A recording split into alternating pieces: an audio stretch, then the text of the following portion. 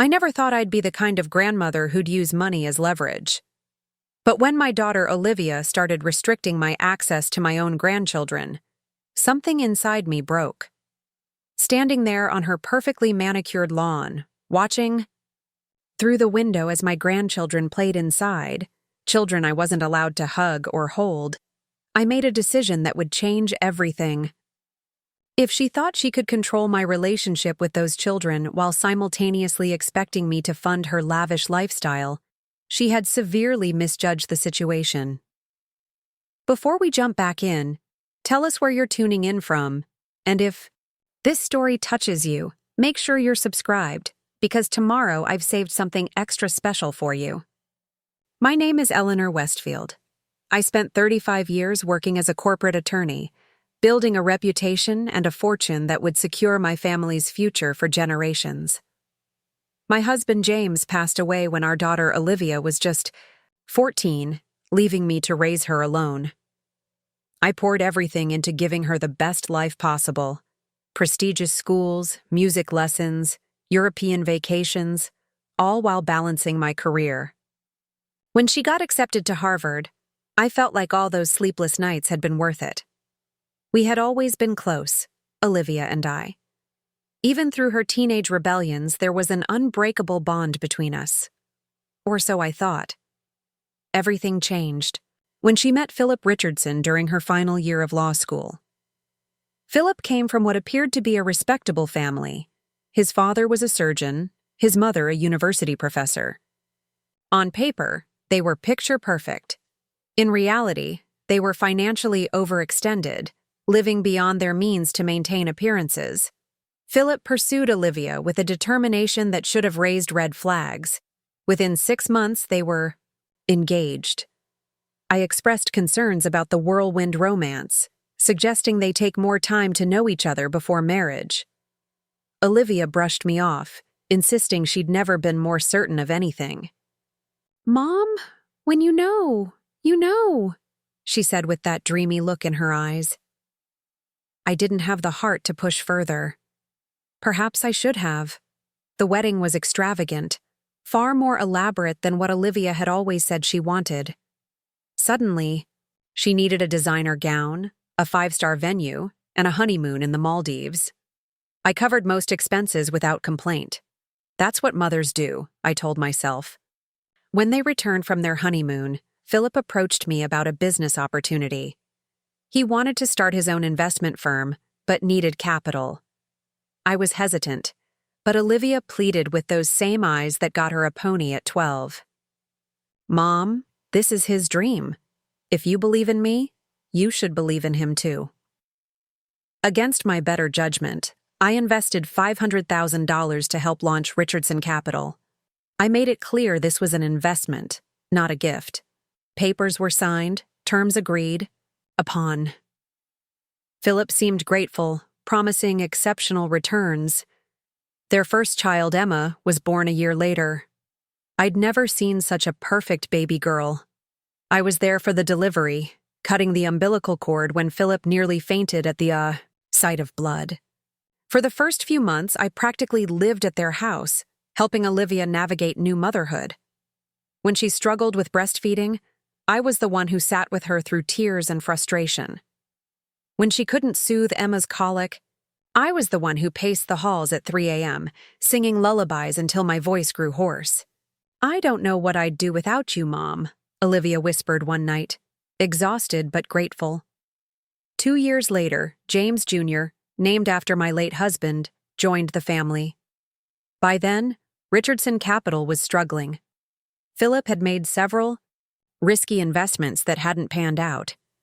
He approached me again, this time for a temporary loan to keep the business afloat.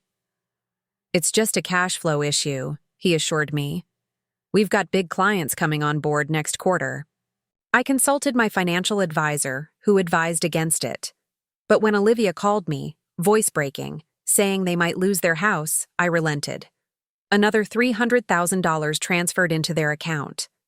Around this time, I noticed a shift in our dynamics. Suddenly, my parenting advice was outdated. My suggestions about the children's education were intrusive. Philip began making subtle comments about how grandparents sometimes overstep. When I'd arrive for a visit, Philip would check his watch, noting exactly how long I stayed. If I brought gifts for the children, he'd inspect them, occasionally declaring certain toys inappropriate and returning them to me. Once, I brought Emma a beautiful dollhouse that I'd had custom made.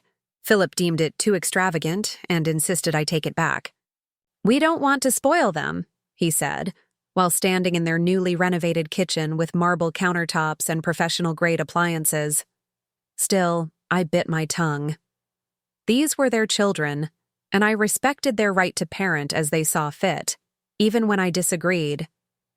For Emma's 5th birthday, I offered to throw her a party at my country club. Olivia seemed enthusiastic until Philip intervened. "We've already planned something small at home," he said firmly. "Just family. No need for anything elaborate." The small celebration turned out to include Philip's parents, his sister and her husband, and several of their friends. I was allocated exactly 2 hours with my granddaughter on her birthday, after which Philip pointedly mentioned they had other plans. The following week, I received an email from Philip. The subject line read, "Structured grandparent visitation." Inside was a detailed schedule specifying when I was permitted to see my grandchildren. Every other Sunday from 2 to 5 p.m., provided I gave 72 hours notice and received written confirmation. Additional visits would be considered on a case-by-case basis. The email concluded with, "We believe this structure will benefit everyone involved." I stared at my screen, unable to process what I was reading. Had my own daughter agreed to this? I called Olivia immediately. "Is this a joke?" I asked when she answered. "Mom, please don't make this difficult," she sighed. "Philip thinks it's best if we have more structure around visits. The kids get so excited when you come over, and it disrupts their routine. I'm their grandmother, Olivia, not some distant relative they barely know." I understand that, but Philip feels... "What do you feel?" I interrupted. There was a long pause before she replied. "I think Philip has the children's best interests at heart." The conversation ended with nothing resolved. I followed their rules, sending formal requests to see my own grandchildren, receiving terse confirmations from Philip's assistant. Even during those precious 3 hours, I felt watched, evaluated. Philip would hover nearby, listening to our conversations, occasionally contradicting something I'd say to the children. "Actually, Emma, that's not how we view things in this household," he'd interject if I shared an opinion he disagreed with. Christmas that year was particularly painful. I was invited to their home for exactly 4 hours on Christmas Eve. When I arrived, laden with carefully chosen gifts, Philip greeted me with a strained smile. "We've asked the children to open just one gift from you today," he said. "The rest will be saved for later. We don't want them overwhelmed." Later, I learned later meant the gifts were stored in their attic, many never given to my grandchildren at all. Throughout this time, Richardson Capital continued to struggle.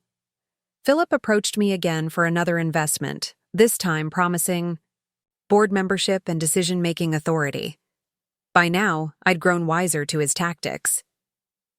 "I'll need to see your financial statements and business plan," I replied. "And I'd like my team to conduct a proper audit before committing any additional funds." Philip's face darkened. "Don't you trust me?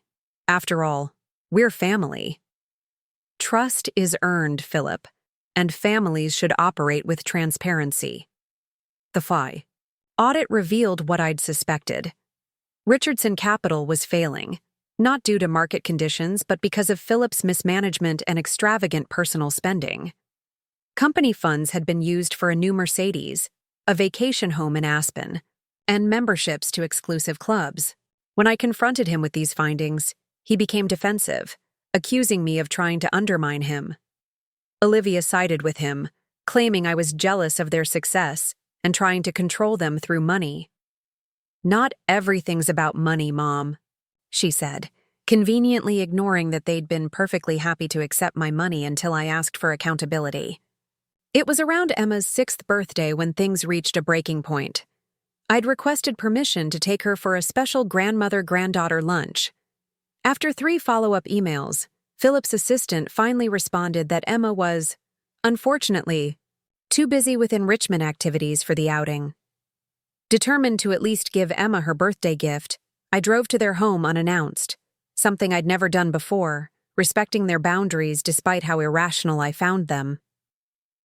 When I arrived, I saw Emma playing in the front yard with a neighborhood friend, clearly not at any enrichment activity. I approached slowly, not wanting to startle her. When Emma spotted me, her face lit up. "Grandma!" she squealed, running toward me with open arms. My heart soared as I knelt to embrace her. Before our arms could touch, Philip appeared at the front door. "Eleanor," he called sharply, "we weren't expecting you." Emma froze, her arms still outstretched but her smile fading. The change in her demeanor broke something inside me. Preparing and narrating this story took us a lot of time, so if you are enjoying it, subscribe to our channel. It means a lot to us. Now back to the story. "I brought Emma's birthday gift," I said evenly, though my hands trembled. "We have a process for visitation requests," Philip replied, coming down the steps to physically position himself between Emma and me. "You know that." "It's my birthday." "Gift, Daddy?" Emma whispered, looking up at her father with pleading eyes. "Emma, go inside now," Philip instructed firmly. "You can see Grandma another time." Tears welled in Emma's eyes as she reluctantly obeyed, glancing back at me with confusion and disappointment before disappearing inside. I stood there, gift bag dangling from my fingers, watching my granddaughter being led away from me. "Was that really necessary?" I asked quietly. "What's necessary is respecting our boundaries," Philip replied. "If you can't do that, we'll need to reconsider even the limited visitation we've granted you." "Granted me?" The words felt like a slap. "These are my grandchildren, Philip, not some privilege you bestow." "These are our children," he corrected coldly, "and we decide who has access to them and when." I left the gift on their doorstep and walked back to my car, vision blurred with tears. As I pulled away, I saw Olivia watching from an upstairs window, her expression unreadable. She didn't come down. She didn't call after me. She just watched. That night, I couldn't sleep. I kept seeing Emma's face, the joy that transformed into confusion and hurt. Was this what my investment in their lives had purchased? Being treated like an inconvenient outsider by my own daughter and her husband? I called my financial advisor the next morning. "Jack, I need to make some changes to my estate planning," I said without preamble. "What kind of changes, Eleanor?" "The trust fund I established for my grandchildren. I want to review the terms." "The irrevocable trust? That's complicated to modify. What are you thinking?" "It may be irrevocable, but there are certain conditions I can still alter as trustee. I want to implement milestone requirements before funds are distributed." Jack paused. "This is about Philip and Olivia, isn't it?" "This is about protecting my grandchildren's future and ensuring my relationship with them isn't severed entirely." We spent hours restructuring what we could. The trust would remain, but access to funds would now be contingent on specific conditions. One being that the grandchildren maintain a meaningful relationship with me, with detailed parameters defining what that entailed. Another condition required financial literacy education before major distributions. A third mandated that any business ventures funded by trust assets be subject to oversight by the trust's financial advisors. I also revised my personal will, removing Philip and Olivia as beneficiaries of several valuable properties and investments I had previously earmarked for them. When the paperwork was complete, I had my assistant deliver copies to Philip and Olivia via courier. Then I waited. The call came 3 hours later. Philip's voice was tight with barely controlled fury. "What the hell is this, Eleanor?" "Those..." Are amendments to the trust fund conditions, I replied calmly. As trustee, it's my responsibility to ensure the assets are protected and used according to my intentions. You can't do this. That money is for our children's future. Exactly. Philip, for their future, not for your new vacation home or luxury cars. And part of their future should include a relationship with their grandmother. This is blackmail, he hissed. No, this is consequence. You and Olivia have systematically pushed me out of my grandchildren's lives while happily accepting my financial support. That arrangement no longer works for me. We'll fight this legally, he threatened. You're welcome to try. But perhaps you should consult with a lawyer about grandparents' rights statutes first. And consider how it might look to a judge that you've been restricting my access to my grandchildren while simultaneously benefiting from my financial generosity. There was a long silence before Philip spoke again, his tone suddenly conciliatory. Maybe we've been too rigid with the visitation schedule. We could revisit it. I think that's wise, I replied. And Philip? There's one more thing you should know.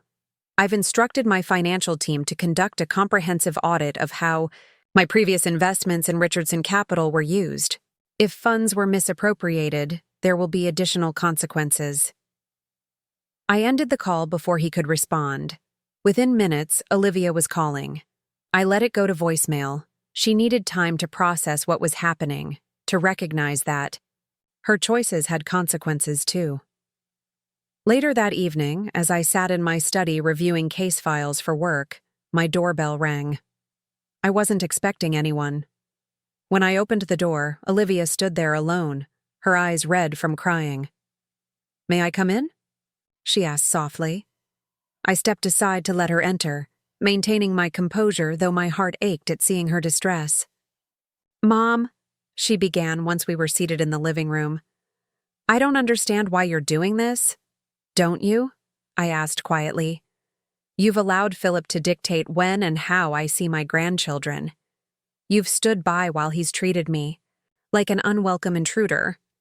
And through it all, you've had no problem accepting my financial support." "That's not fair," she protested weakly. "No, it's not fair. None of this is fair. It's not fair that I have to make an appointment to see my grandchildren. It's not fair that Emma's face crumpled yesterday because her father wouldn't let her. Hug me. It's not fair that I've invested nearly $1 million in your husband's business ventures without basic accountability." Olivia looked down at her hands. "Philip says you're trying to control us." "And what do you think, Olivia? Do you truly believe that wanting to be part of my grandchildren's lives is about control?" She didn't answer directly. Instead, she said, "The trust fund changes aren't fair to Emma and James Jr." "The trust fund remains intact," I pointed out. "The only changes involve ensuring they have a relationship with their grandmother and that the money is used responsibly. How is that unfair to them?" "Philip says—" "Stop telling me what Philip says," I interrupted sharply. "I want to know what you think, what you feel. When did you start letting him speak for you? The daughter I raised had opinions of her own." Tears spilled down Olivia's cheeks. "It's complicated, Mom. Relationships always are. But deciding whether your children should have a loving relationship with their grandmother shouldn't be complicated at all." We talked for hours. That night, really talked for the first time in years. Slowly, painfully, Olivia revealed how Philip had subtly isolated her. Not just from me, but from her college friends, her former colleagues, anyone who might question his decisions or influence. How he controlled their finances despite his business failures. How he'd convinced her that my love came with strings attached, that I was trying to buy influence over their family. "I was afraid of losing him," she admitted finally. "And somehow that meant I risked losing you instead." "You haven't lost me," I assured her. "But something needs to change." "I know," she whispered. "I just don't know how." I took her hand, one step at a time. starting with Emma and James Jr. being allowed to have a normal, loving relationship with their grandmother. No schedules, no hovering, no arbitrary restrictions. Olivia nodded slowly. I can do that. And Philip? She tensed visibly. I need time to figure that out. I didn't push. Some realizations need to come in their own time. But I had opened a door, created a crack in the wall Philip had built around my daughter and grandchildren. It was a start. The next morning, Olivia texted me, "Can you come over for dinner tonight? The kids miss you." When I arrived, Philip's car wasn't in the driveway. Olivia greeted me with a tense smile.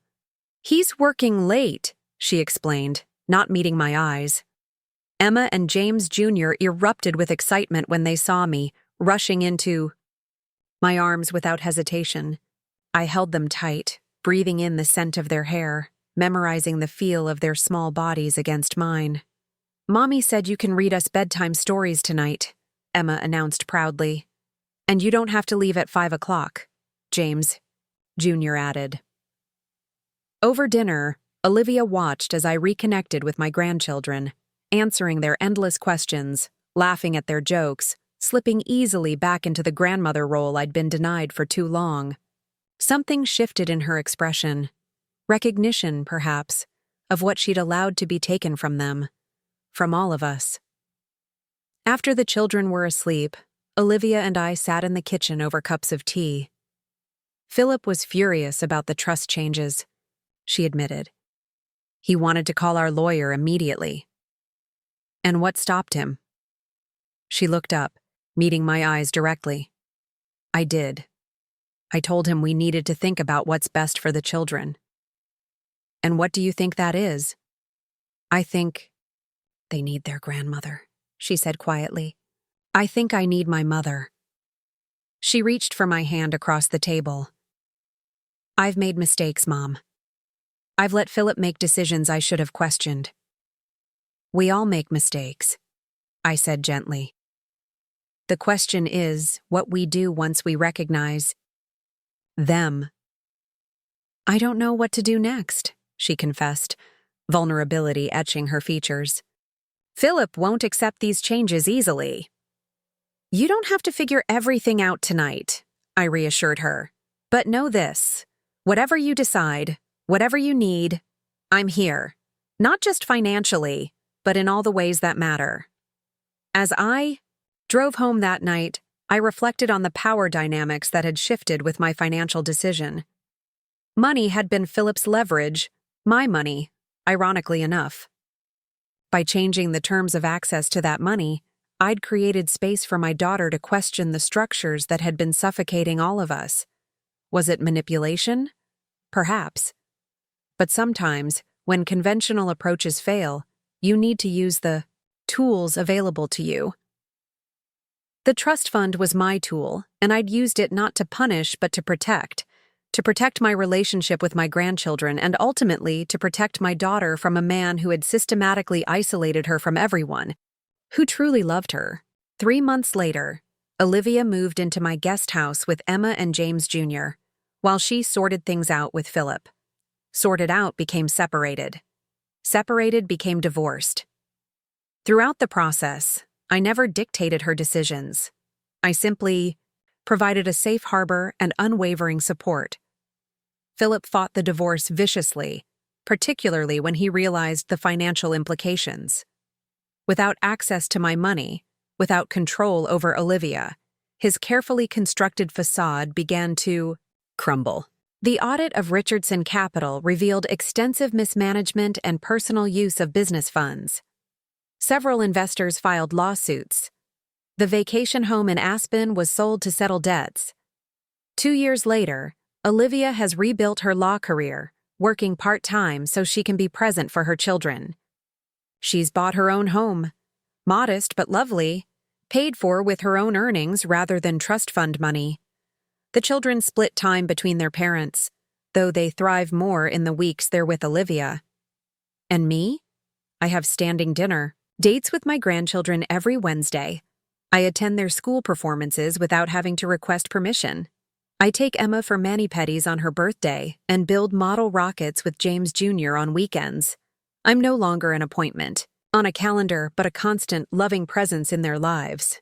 The trust fund remains, its conditions unchanged. Not because I need leverage anymore, but because the boundaries I established were never about control, but about values. About ensuring my grandchildren grow up understanding that relationships matter more than money, that accountability matters more than entitlement, that love shouldn't come with restrictions. Sometimes, the most powerful thing you can do is draw a line. Sometimes, true generosity means attaching strings, not to control, but to protect what matters most. My daughter limited my access to my grandchildren, so I limited the trust fund they depend on. But in the end, what I really did was create an opportunity for all of us to redefine what family truly means. It wasn't about the money. It was never about the money. It was about being seen, being valued, being allowed to love freely. And in the end, that's exactly what I got.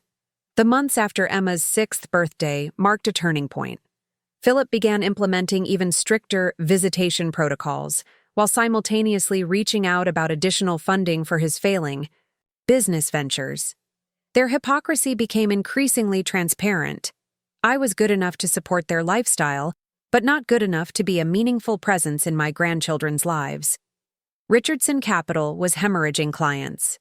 Phillip had made a series of catastrophic investment decisions, jumping on trendy markets without proper research or risk assessment. Several high-net-worth clients had pulled their portfolios, and rumors about the firm's instability were circulating throughout the financial community.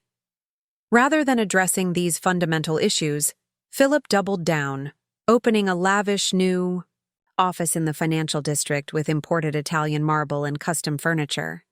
One Tuesday afternoon, my phone lit up with Olivia's name. Calls from her had become increasingly rare, so I answered immediately, worry constricting my chest. "Mom," she began, her voice tight with anxiety, "I need to ask a huge favor." Of course, sweetheart, what's going on? It's Philip's parents' 40th anniversary next weekend.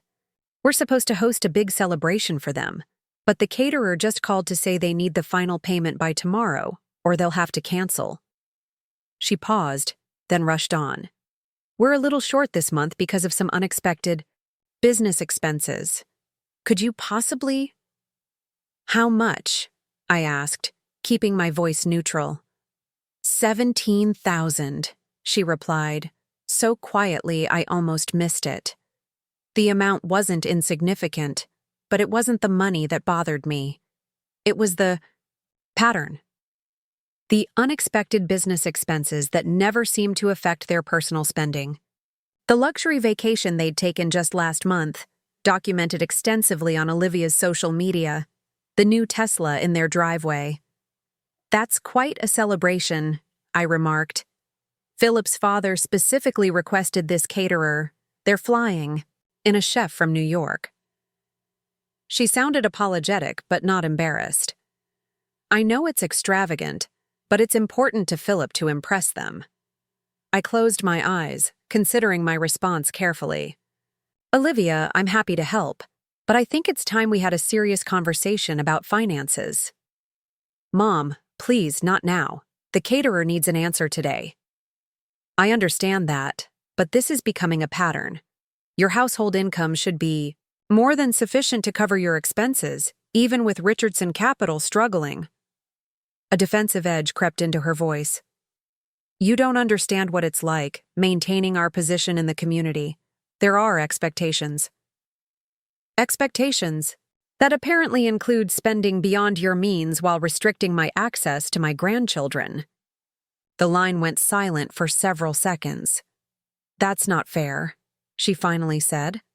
Those are separate issues. Are they? Because from where I'm standing, they seem inextricably linked. I'm expected to provide financial support without question, while being treated like an unwelcome outsider in your family. If this is about the visitation schedule, Philip is just trying to establish healthy boundaries. Healthy boundaries, I echoed. Is that what you call requiring your mother to submit formal requests to see her grandchildren? Is that what you call monitoring our interactions and limiting them to 3 hours twice a month?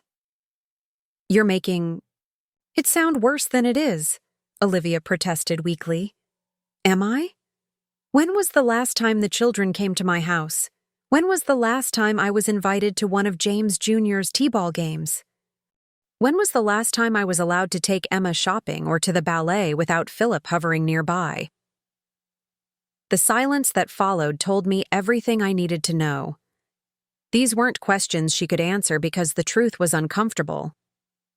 I'll transfer the money for the caterer, I said finally, but afterward, we need to have a real conversation about all of this. Thank you, Mom, she breathed, relief evident in her voice. You're a lifesaver.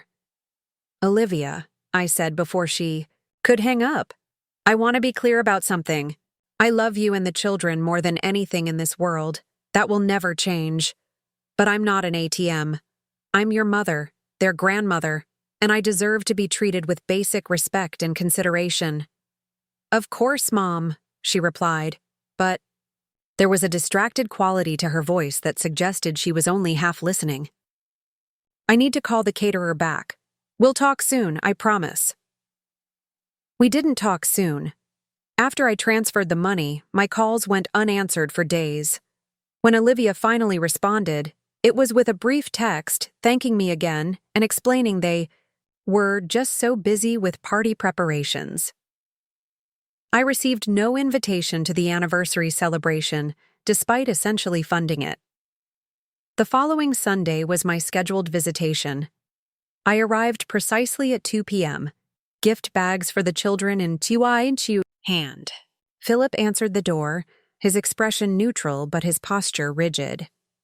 Eleanor, he greeted me with a nod. The children are in the backyard. I stepped inside, immediately noticing the remnants of the previous night's celebration. Flour. Arrangements worth thousands still adorned the entryway and living room.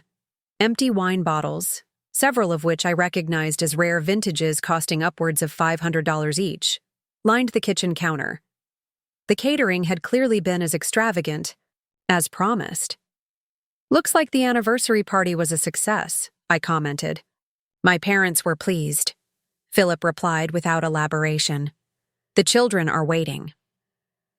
I found Emma and James Jr. playing on their elaborate playground set, supervised by a young woman I didn't recognize. Grandma, Emma squealed, jumping off the swing and running toward me. James Jr. followed more cautiously, glancing back at the supervisor as if seeking permission. I knelt to embrace them, my heart swelling at their genuine excitement. I've missed you both so much. The supervisor approached, extending her hand. You must be Mrs. Westfield. I'm Megan, the children's new nanny. New nanny. Another expense. That apparently took priority over Philip's unexpected business costs. It's lovely to meet you, Megan, I said, shaking her hand. I wasn't aware Olivia and Philip had hired childcare. Oh, I'm just part-time, she explained. Mostly afternoons and weekends when Mr. and Mrs. Richardson have social engagements. Like the anniversary party I'd paid for but wasn't invited to attend. Where's my daughter? I asked, scanning the yard. Mom's having a spa day with Aunt Clarissa, Emma volunteered. She said her head hurt from all the champagne. Out of the mouths of babes, I managed a smile. Well, then I'm extra glad I get to see you both today. I brought some special surprises. We spent the next hour playing with the educational games and books I'd brought. The children were animated, full of stories about school and friends and the enormous cake from the party. I drank in every detail, storing their words and expressions in my memory to sustain me through the long stretches between visits. Megan kept a respectful distance but remained present, occasionally checking her watch. I wondered if she'd been instructed to monitor our interactions or simply to ensure I didn't exceed my allotted time. Just before 4 p.m., Philip emerged onto the patio. The children need to get ready for dinner with my parents, he announced. They're expecting us at 5. But Grandma's time isn't over yet, Emma protested, clinging to my arm. She still has to tell us the end of the story. Plans change, Emma, Phillip replied firmly. Say goodbye to Grandma now. You'll see her again in 2 weeks. 2 weeks, an eternity in the life of a child. An unbearable separation for a grandmother who already saw them so rarely. Actually, I said, maintaining a calm I didn't feel. My scheduled time doesn't end until 5. That was the agreement. Philip's jaw tightened. As I said, plans change. My parents are expecting us. Perhaps you could call and explain that the children are with their grandmother until 5, as previously arranged. I kept my voice. Pleasant for the children's sake. I'm sure they'd understand. That's not how this works, Eleanor. His voice had taken on a dangerous edge. This is our home, our children, our schedule. I glanced at the children who were watching this exchange with wide eyes, and at Megan, who had suddenly become very interested in adjusting her shoelaces. Of course, I conceded, unwilling to create a scene that would distress Emma and James, Jr. We wouldn't want to disappoint your parents. I hugged each child goodbye, promising to finish the story next time. As Emma wrapped her small arms around my neck, she whispered, I wish you could come to dinner with us, Grandma. Me too, sweetheart, I whispered back. Me too. Philip escorted me to the door, his movements brusque and impatient. As I stepped onto the porch, I turned to face him. Philip, I understand your parents are important to you, and I respect that. All I ask is that you show the same respect for my relationship with my grandchildren. His expression hardened. My parents understand proper boundaries. They don't try to undermine our parenting or question our decisions. Is that what you think I'm doing? I think you've always seen Olivia as an extension of yourself rather than as an independent adult capable of making her own choices. You can't seem to accept that she's chosen a life that doesn't revolve around you. The accusation stung, partly because it contained a kernel of truth. I had been central to Olivia's life for so long, guiding her, supporting her. Had I failed to fully acknowledge her autonomy? Perhaps. But there was a vast difference between respecting her independence and accepting the systematic dismantling of my relationship with my grandchildren. I want nothing more than for Olivia to live a happy, fulfilling life, I said carefully. But I don't believe that requires cutting me out of her children's lives. No one is cutting you out, he countered. You have your scheduled time. Scheduled time that you just shortened without notice. He sighed dramatically. This is exactly why we need structure, Eleanor. You turn everything into a power struggle.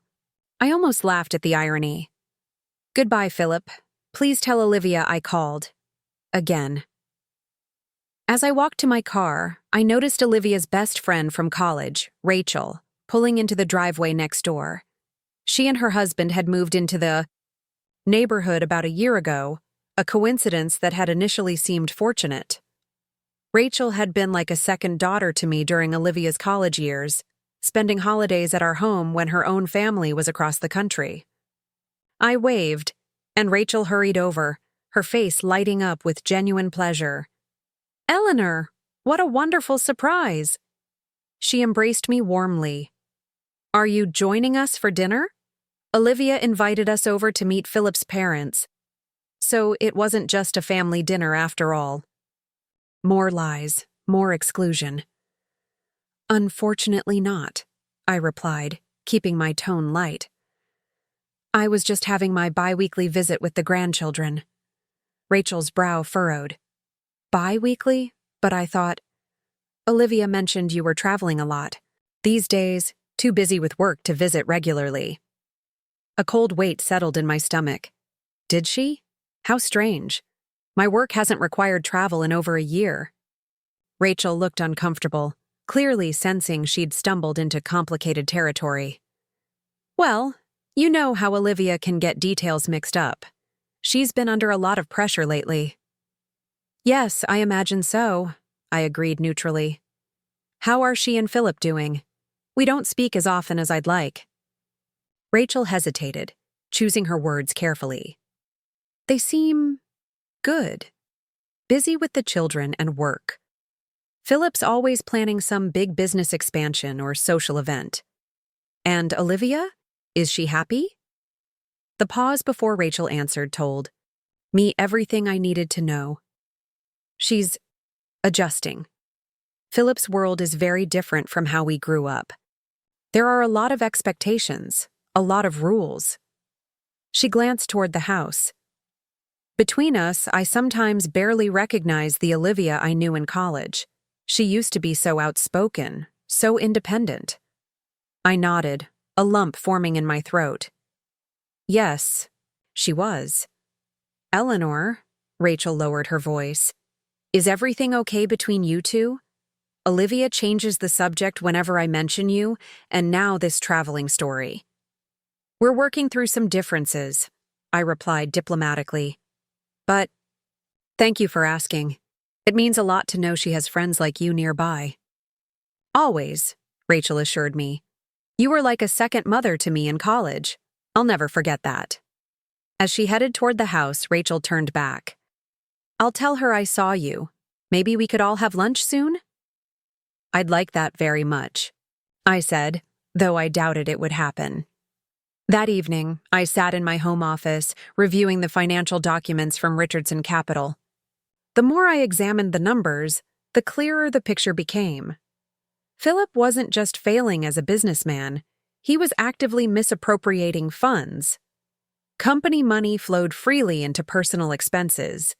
The new cars, the luxury vacations, the nanny, the elaborate parties.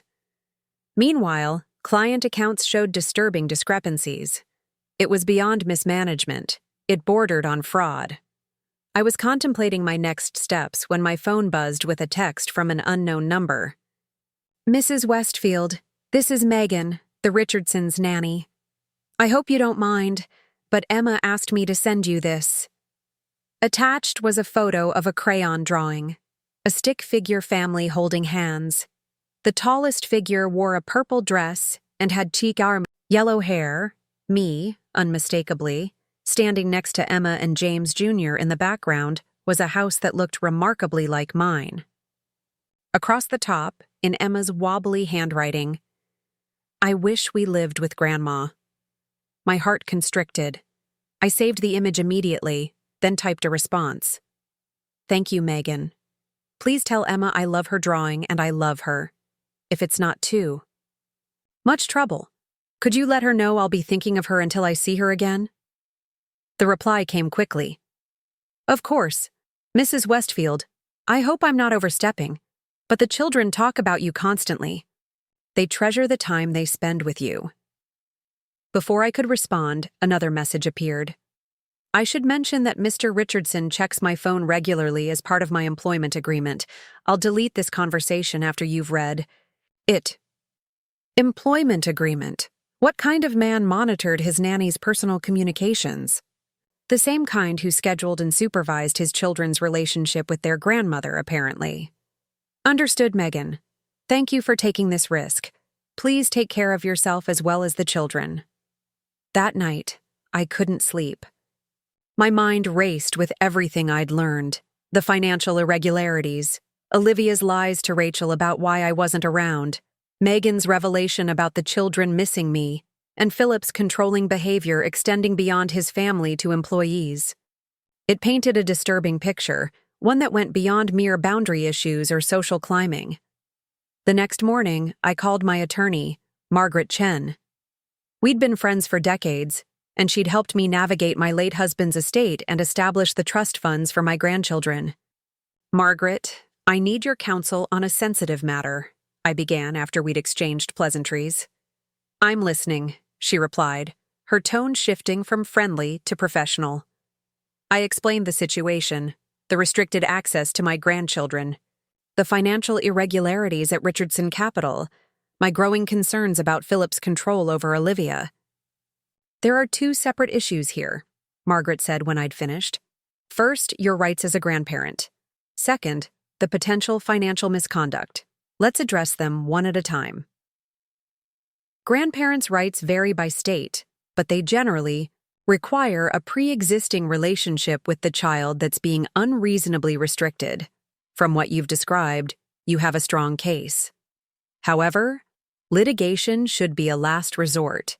It's adversarial by nature and could further damage your relationship with Olivia. I nodded, though she couldn't see me. I agree. I don't want to sue my own daughter for access to my grandchildren, but I need leverage to change the current situation. Which brings us to the second issue, Margaret continued. If Richardson Capital is misusing investor funds, that's potentially criminal. Have you spoken with the other investors? Not yet. Most of them are colleagues or friends of mine.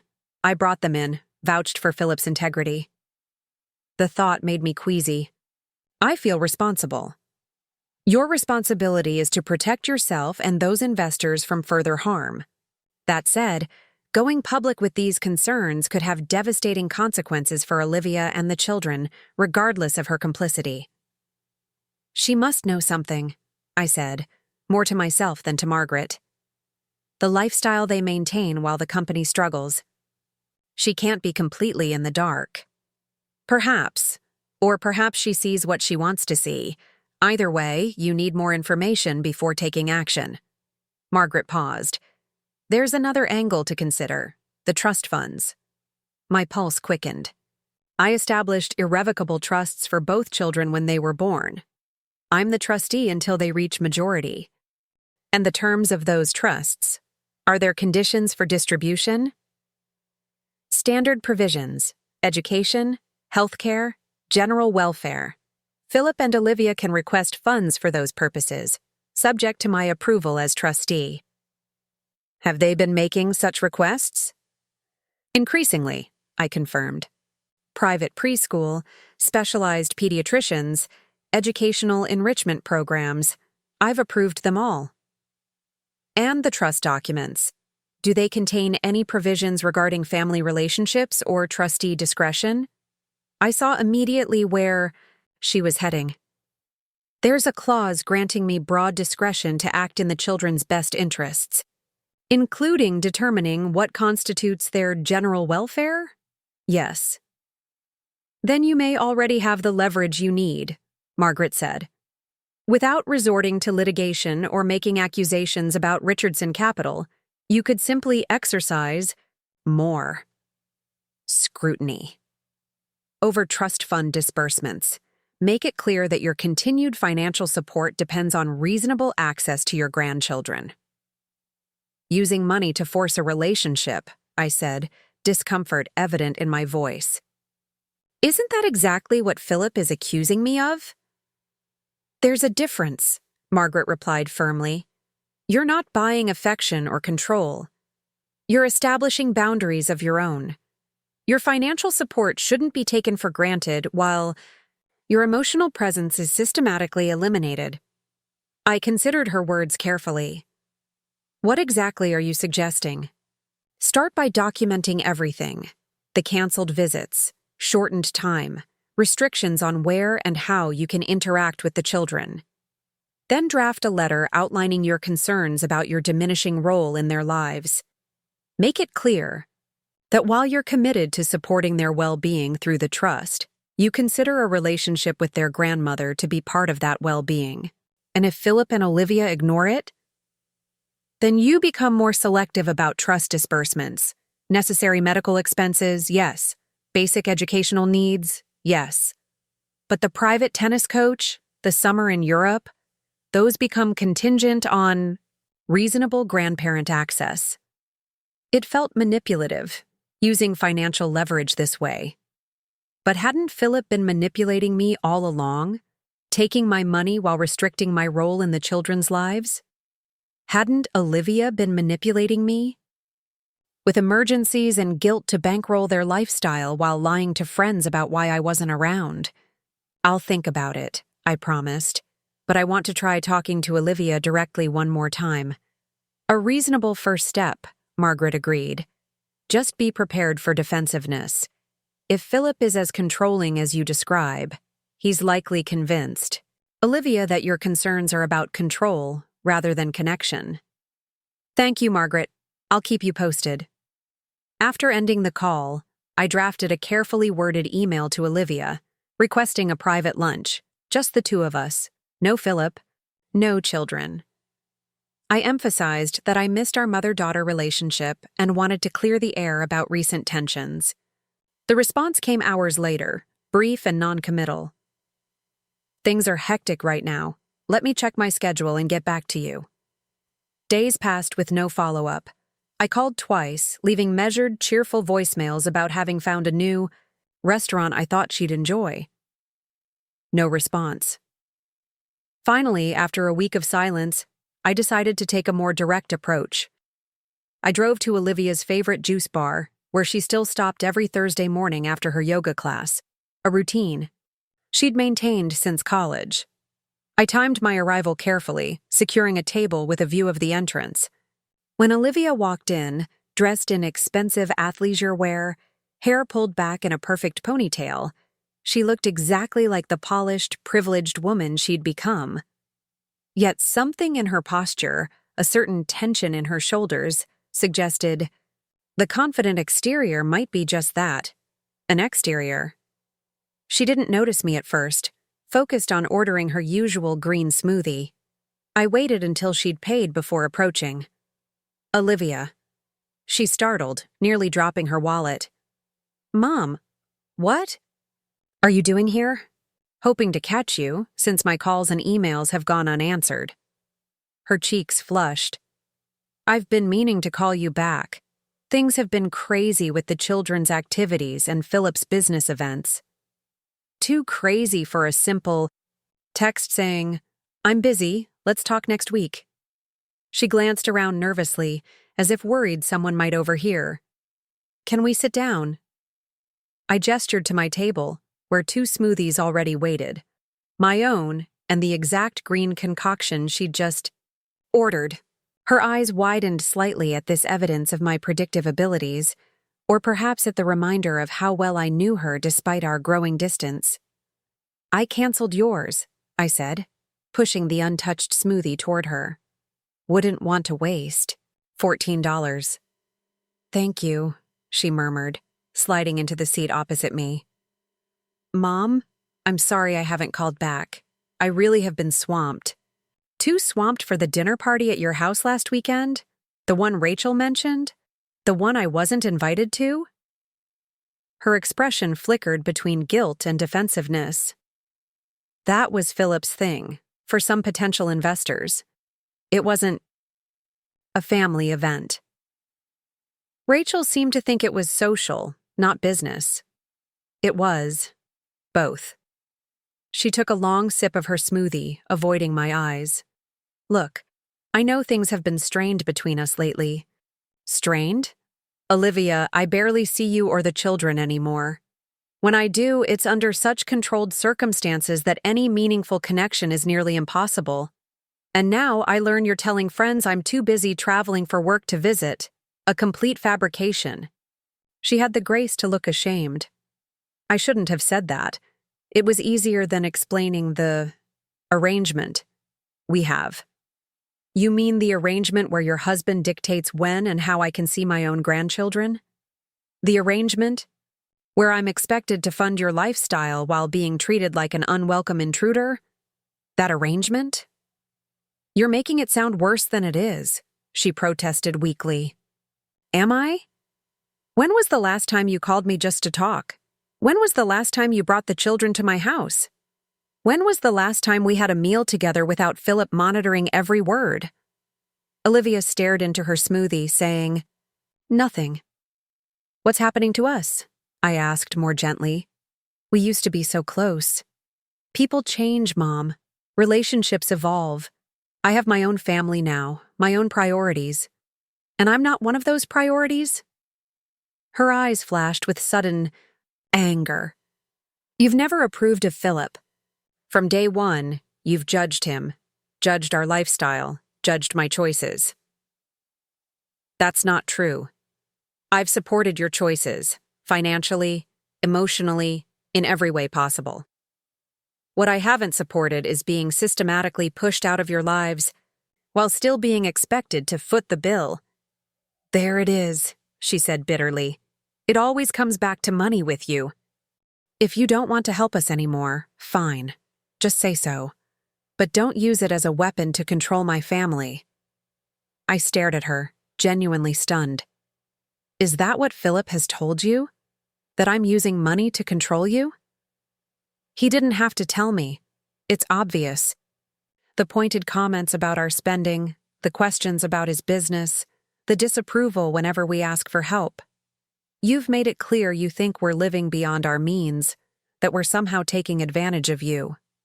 Aren't you? The words escaped before I could temper them. Olivia, Richardson Capital is failing. The luxurious lifestyle you're maintaining isn't supported by legitimate business income. Where do you think the money is coming from? Her face paled. That's not true. Phillip says the business is just going through a temporary cash flow issue. The new investors are coming on board soon. What new investors? The ones at your dinner party? Did any of them actually commit? Her silence was answer enough. Sweetheart, I said gently, reaching for her hand. She didn't pull away, which I took as a positive sign. I'm worried about you, about the children. This isn't just about my access to them. It's about what's happening in your home, in your marriage. Nothing is happening, she insisted, but her voice lacked conviction. Phillip is just protective. He likes structure, clear boundaries. Boundaries are healthy. Isolation is not. And that's what's happening here. He's isolating you from me, from your friends, from anyone who might question his decisions or influence yours. That's ridiculous. I see my friends all the time. Under what circumstances? Social events he approves of? Gatherings where he's present? When was the last time you had lunch with Rachel, just the two of you? Or spent a day shopping with your college roommates? Olivia's expression wavered. I'm a mother now. I have responsibilities. So did I, but I still maintained friendships, interests beyond my family. Phillip checks your nanny's phone, Olivia. What kind of employer does that? What kind of husband monitors his wife's employees? Her head snapped up. How do you know about that? I hesitated, not wanting to get Megan in trouble. It came up in conversation. You spoke to Megan? Behind my back? She reached out? To me, actually. To share a drawing Emma had made. She had no right to do that, Olivia said sharply. She works for us. The children are our responsibility. And yet Emma felt she needed to secretly send me artwork through your nanny. Doesn't that tell you something about the unhealthy dynamics in your home? Olivia abruptly stood up, gathering her purse. I need to go. This conversation isn't productive. I remained seated, looking up at her. Running away won't solve anything, Olivia. We need to talk about what's happening, with the children, with Richardson Capital, with your marriage. There's nothing to talk about, she insisted, though tears had begun to form in her eyes. We're fine. The children are happy. Phillip is just protecting our family. From what? From whom? From your mother who loves you? From friends who care about you? From financial reality? A tear slipped down her cheek. You don't understand. You've always been so strong, so independent. You don't know what it's like. To feel. Trapped? I suggested softly. The word hung between us, neither confirmed nor denied. I have to go, she repeated more quietly this time. Phillip's expecting me home by 10. As she turned to leave, I said, Olivia, I love you. Nothing will ever change that. When you're ready to talk, really talk, I'm here. She paused at the door, looking back with an expression I couldn't quite decipher. Something between longing and fear. Then she was gone, hurrying to her SUV as if pursued by invisible demons. I sat for a long time, finishing my smoothie and contemplating our conversation. The anger, the defensiveness, the quick retreat, all classic responses of someone caught between loyalty to a controlling partner and awareness that something isn't right. Olivia was intelligent, educated, and had once been fiercely independent. She knew on some level that her current situation wasn't healthy, but knowing and acting are separate challenges. As I drove home, my resolve hardened. I couldn't force Olivia to see what was happening or to change her circumstances, but I could refuse to enable the situation any longer. I could establish my own boundaries, use the leverage available to me, and perhaps create space for her to recognize her options. That afternoon, I called Margaret Chen again. "I'm ready to implement those changes to the trust fund management," I said when she answered. "And I'd like to review my personal will as well." "Something happened," Margaret observed. "You sound different." I spoke with Olivia. It was illuminating. I can't save her from her choices, but I won't finance the cage she's living in, either. Not anymore. "I'll draft the documents," Margaret promised. "We'll meet tomorrow to review them." As I hung up, I felt a strange mix of sadness and determination. Using financial leverage this way felt like a betrayal of my role as a mother and grandmother. But continuing as things were, funding their lifestyle while being systematically excluded from their lives, was a slower, more painful betrayal of myself and ultimately of Emma and James Jr., who deserved a grandmother fully present in their lives. I opened my laptop and began documenting everything: the restricted visits, the canceled plans, the monitoring of our interactions, the sudden emergencies that always seemed to require financial assistance. I created a timeline of Richardson Capital's decline alongside Phillip and Olivia's increasing purchases and lifestyle upgrades. I compiled records of my investments, loans, and gifts to them over the years, totaling well over $2 million.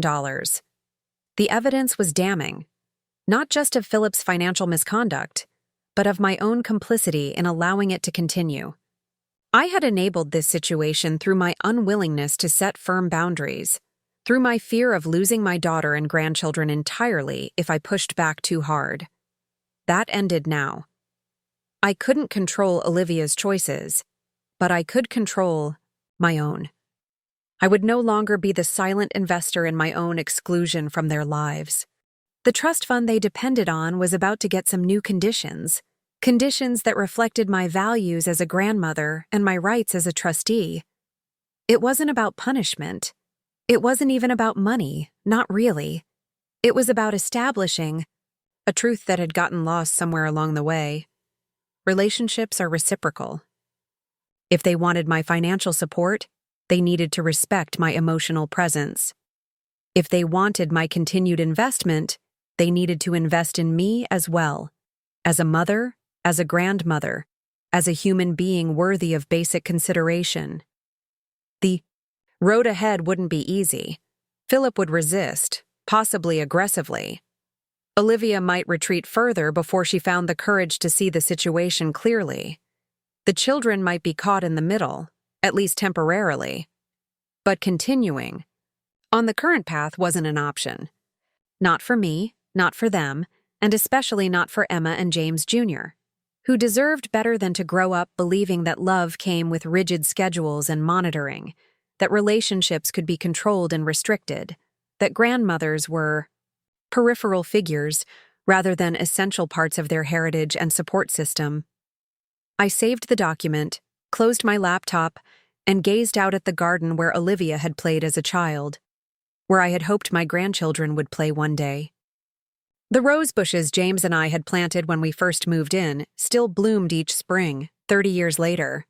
The maple tree where Olivia had built countless fairy houses now towered over the yard, its branches strong and unyielding. Some things endure, despite everything. Some bonds cannot be broken, only tested.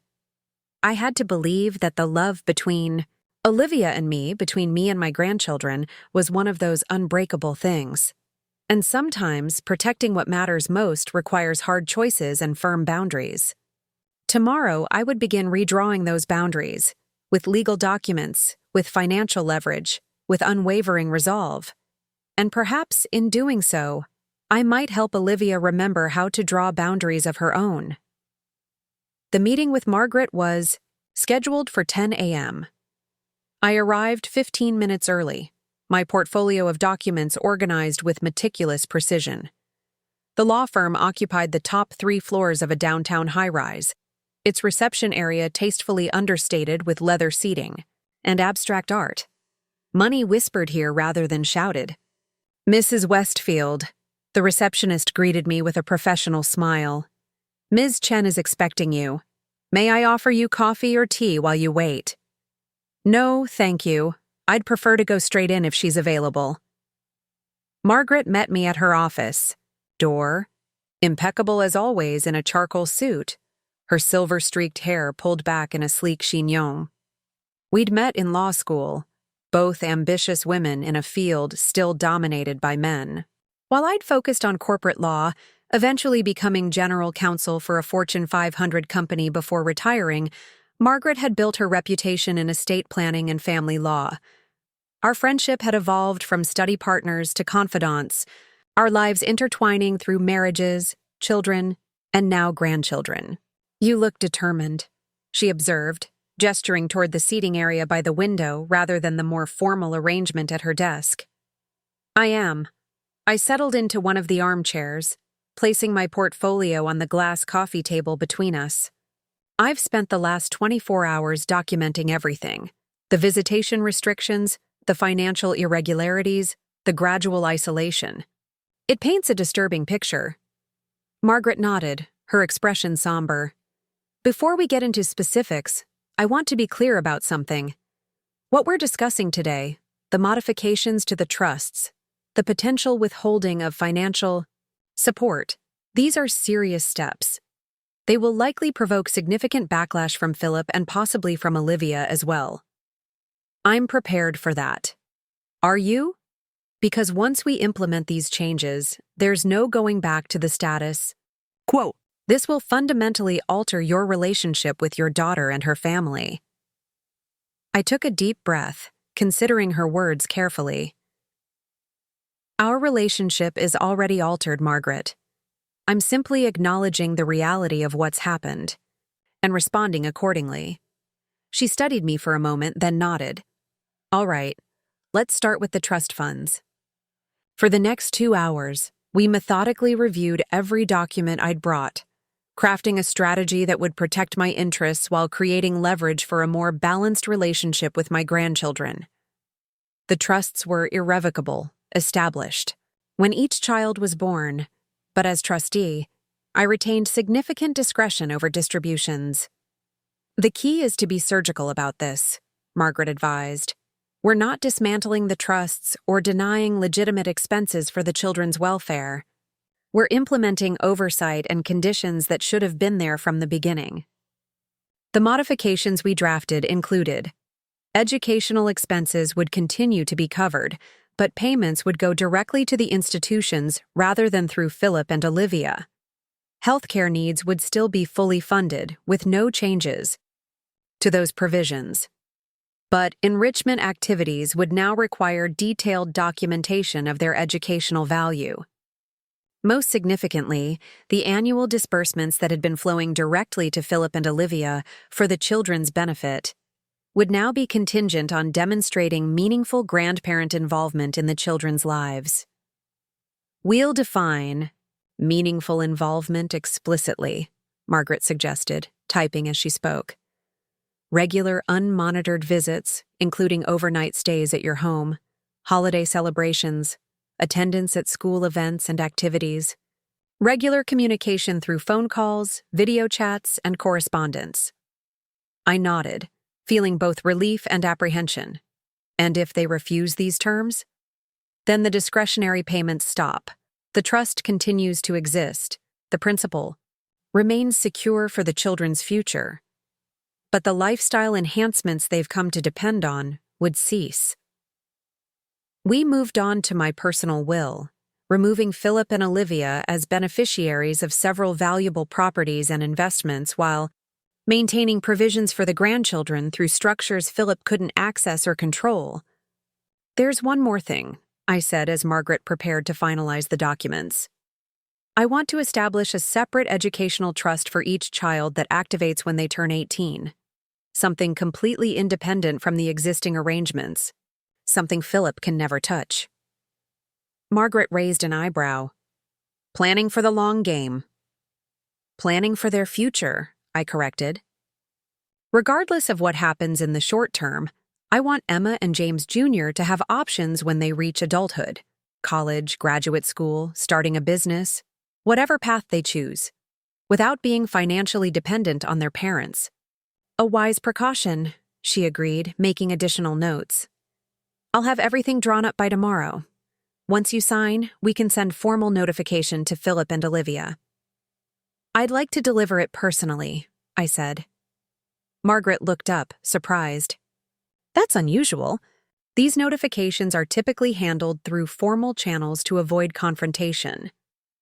"This isn't a typical situation. I want to explain my decisions directly, to see their reactions, to make it clear this isn't about punishment, but about rebalancing our relationship." "Eleanor," Margaret said gently, "that conversation is unlikely to go well.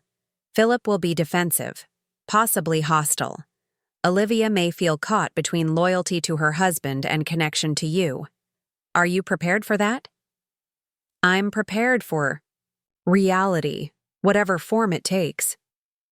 I gathered my documents, straightening the edges with precise movements. I've spent too long avoiding difficult conversations in the name of keeping peace. Look where that's gotten us. Margaret didn't argue further. She understood perhaps better than anyone the complex dynamics at play.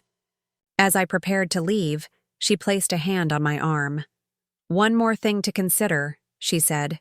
"What if Philip retaliates by cutting off your access to the children entirely?" The question struck deep.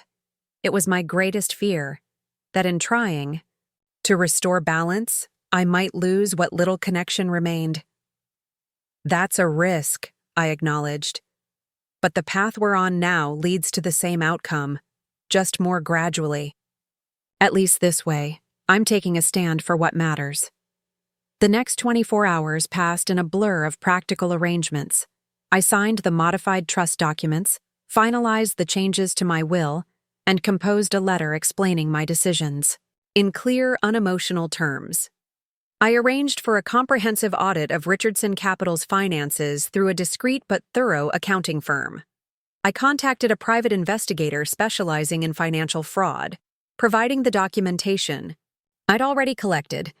I wasn't just planning for a difficult conversation.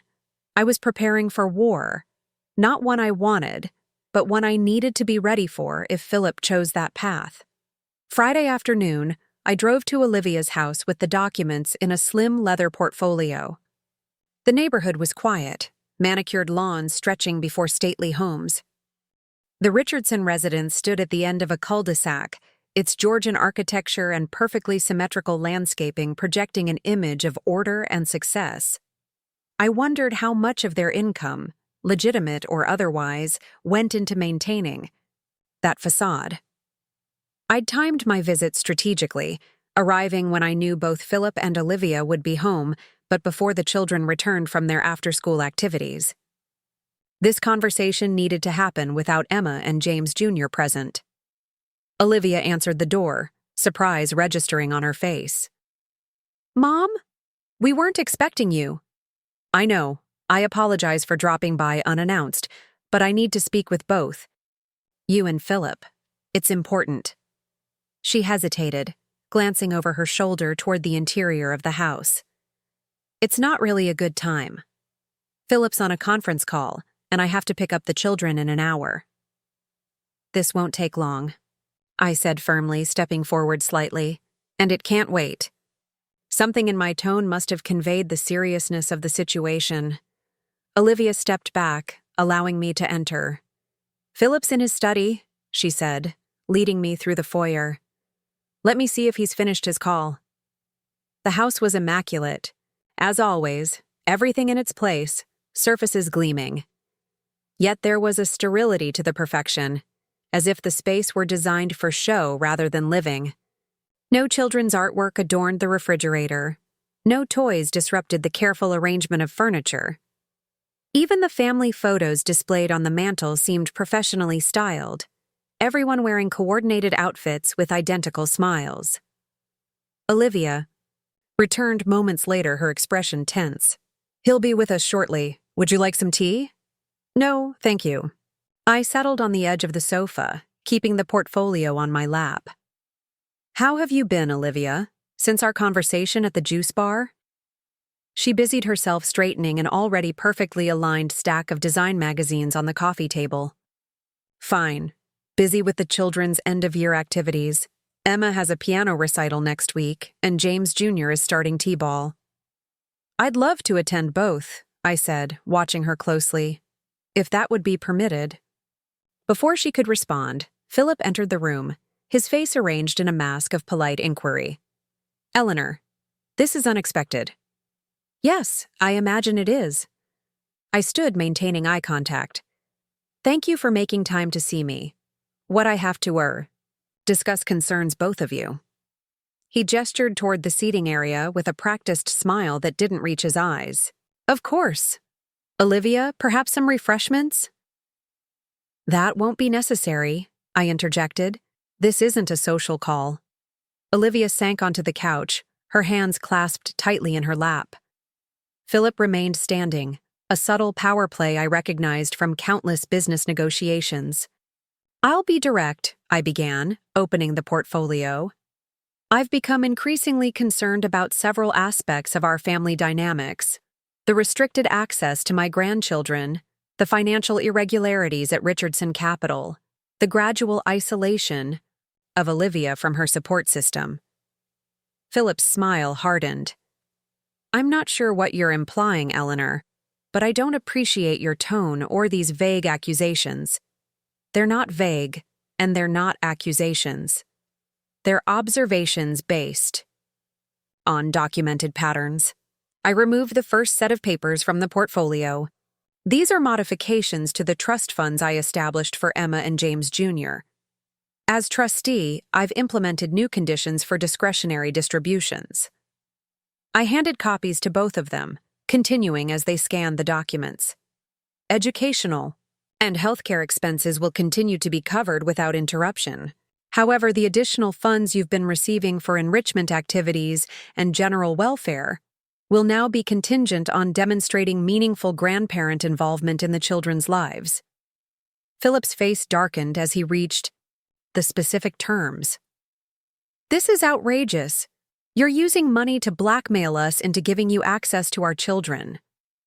"No, I'm establishing boundaries around my financial support, just as you've established boundaries around my relationship with my grandchildren. The difference is that my boundaries are explicitly stated rather than arbitrarily enforced." Olivia looked up from the papers, her expression a mixture of confusion and hurt. "Mom, why are you doing this? If you wanted more time with the children, why not just talk to us about it?" "I've tried, repeatedly. My calls go unanswered. My emails receive brief, non-committal responses. My scheduled visits are shortened or canceled without notice. When I express concerns, I'm told I'm overstepping or being difficult." I kept my voice calm, factual. "This isn't about wanting more time, Olivia. This is about having reasonable access without artificial constraints." Philip tossed the papers onto the coffee table. "If you think you can dictate terms to us through financial manipulation, you're severely mistaken. We don't need your money." "Don't you?" I removed another document from the portfolio. "This is a preliminary analysis of Richardson Capital's financial position based on the documentation I have access to as an investor. The company has been operating at a loss for the past 18 months. Client accounts show disturbing discrepancies. Meanwhile, your personal lifestyle expenses have increased significantly during the same period." His face paled slightly before flushing with anger. "You had no right to investigate my business." "I had every right as an investor whose funds may have been misappropriated." I turned to Olivia, whose eyes had widened at the financial revelations. Did you know about this, Olivia? Did you know the company is failing while you're spending more than ever? Don't answer that, Phillip snapped. This is none of her business. It became my business when you approached me for investment capital, I replied evenly. It became my business when you used my daughter and grandchildren to solicit additional funds while simultaneously restricting my access to them. Olivia stood abruptly, moving to the window with her arms wrapped around herself. I don't understand what's happening right now. Are you accusing Phillip of stealing? Are you threatening to cut off the children's trust funds? I'm not accusing anyone of anything yet, I said carefully. I'm sharing information you should have as Phillip's wife and as the mother of my grandchildren. As for the trusts, I'm not cutting them off. I'm establishing conditions that reflect my values as their grandmother and my rights as trustee.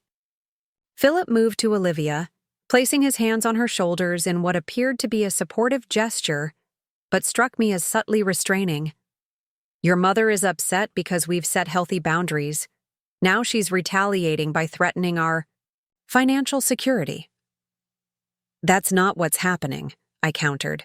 I'm simply pointing out that relationships are reciprocal. If you want my continued financial support, you need to respect my role in the children's lives.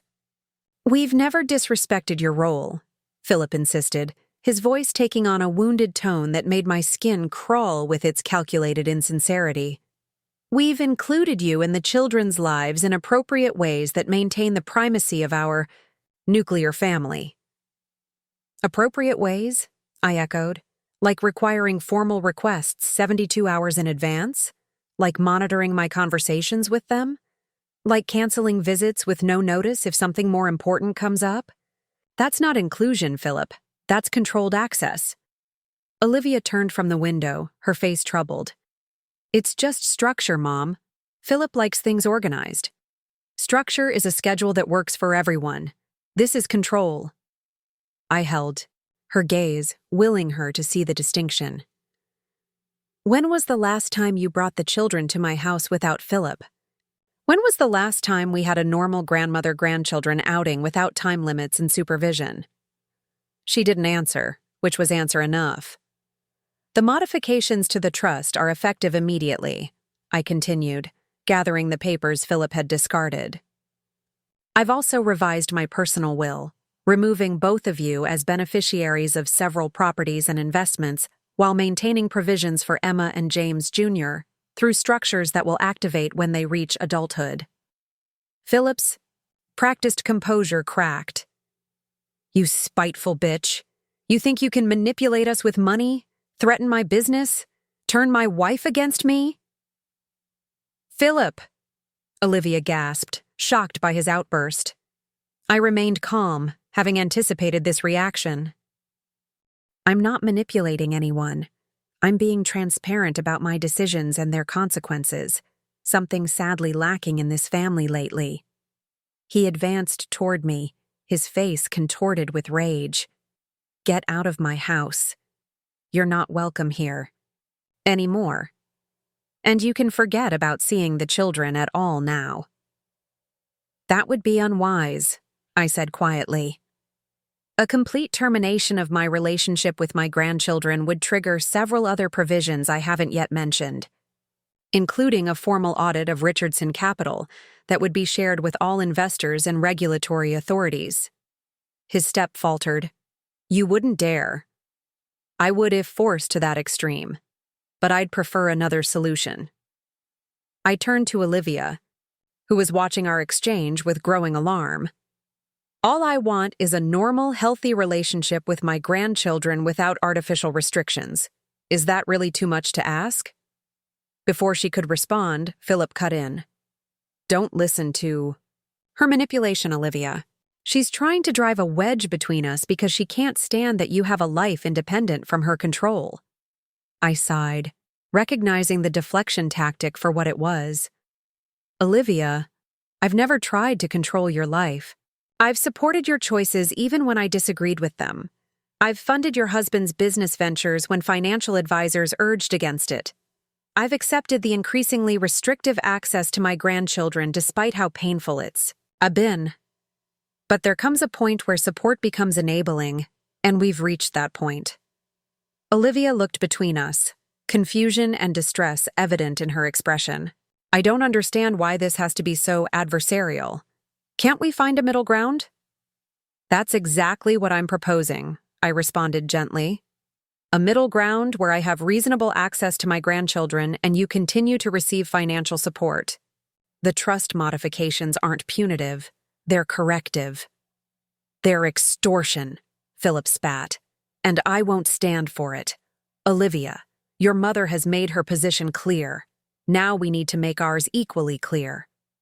I watched my daughter's face, seeing the conflict play out in her features.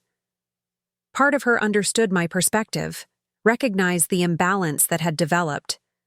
But years of subtle manipulation had taken their toll. Phillip had positioned himself as her protector, her guide, through the complexities of marriage and parenthood. Breaking free from that influence would require strength she might not yet possess. Mom, she began hesitantly, I understand you want more time with the children. Maybe we can adjust the visitation schedule, add some additional hours. Hours, I repeated softly. That's how you measure a grandmother's relationship with her grandchildren? In hours granted or withheld? Phillip interjected before she could respond. The schedule exists for a reason.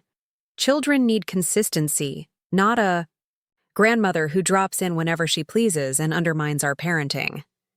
I have never undermined your parenting, I stated firmly. I've respected your rules, followed your schedule, even when I disagreed with them.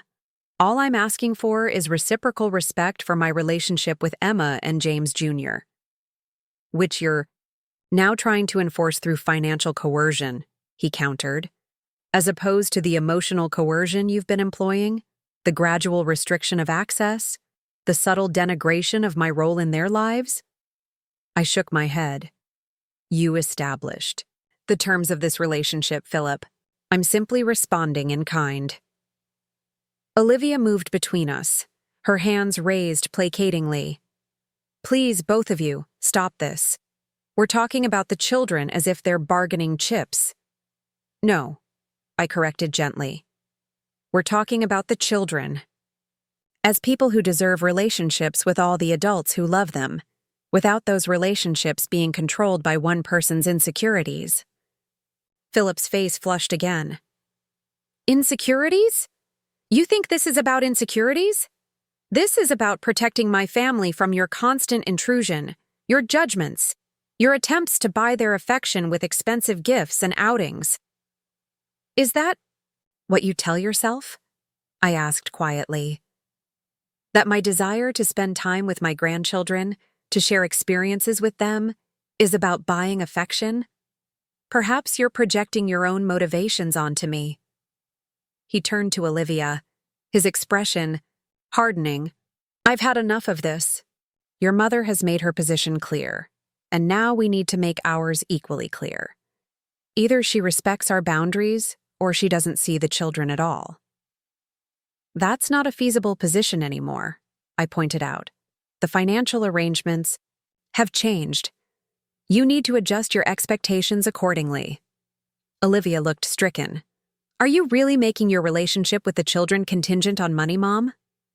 The question hurt, revealing how effectively Phillip had framed the narrative. No, Olivia. I'm making my financial support contingent on being allowed a normal relationship with my grandchildren. There's a significant difference.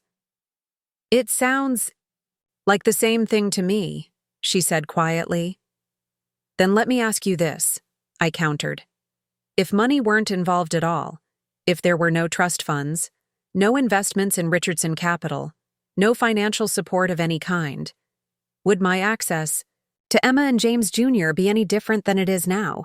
Would I still need to submit formal requests 72 hours in advance? Would I still be limited to supervised visits on Phillip's schedule? Her silence was telling. That's what I thought, I concluded softly.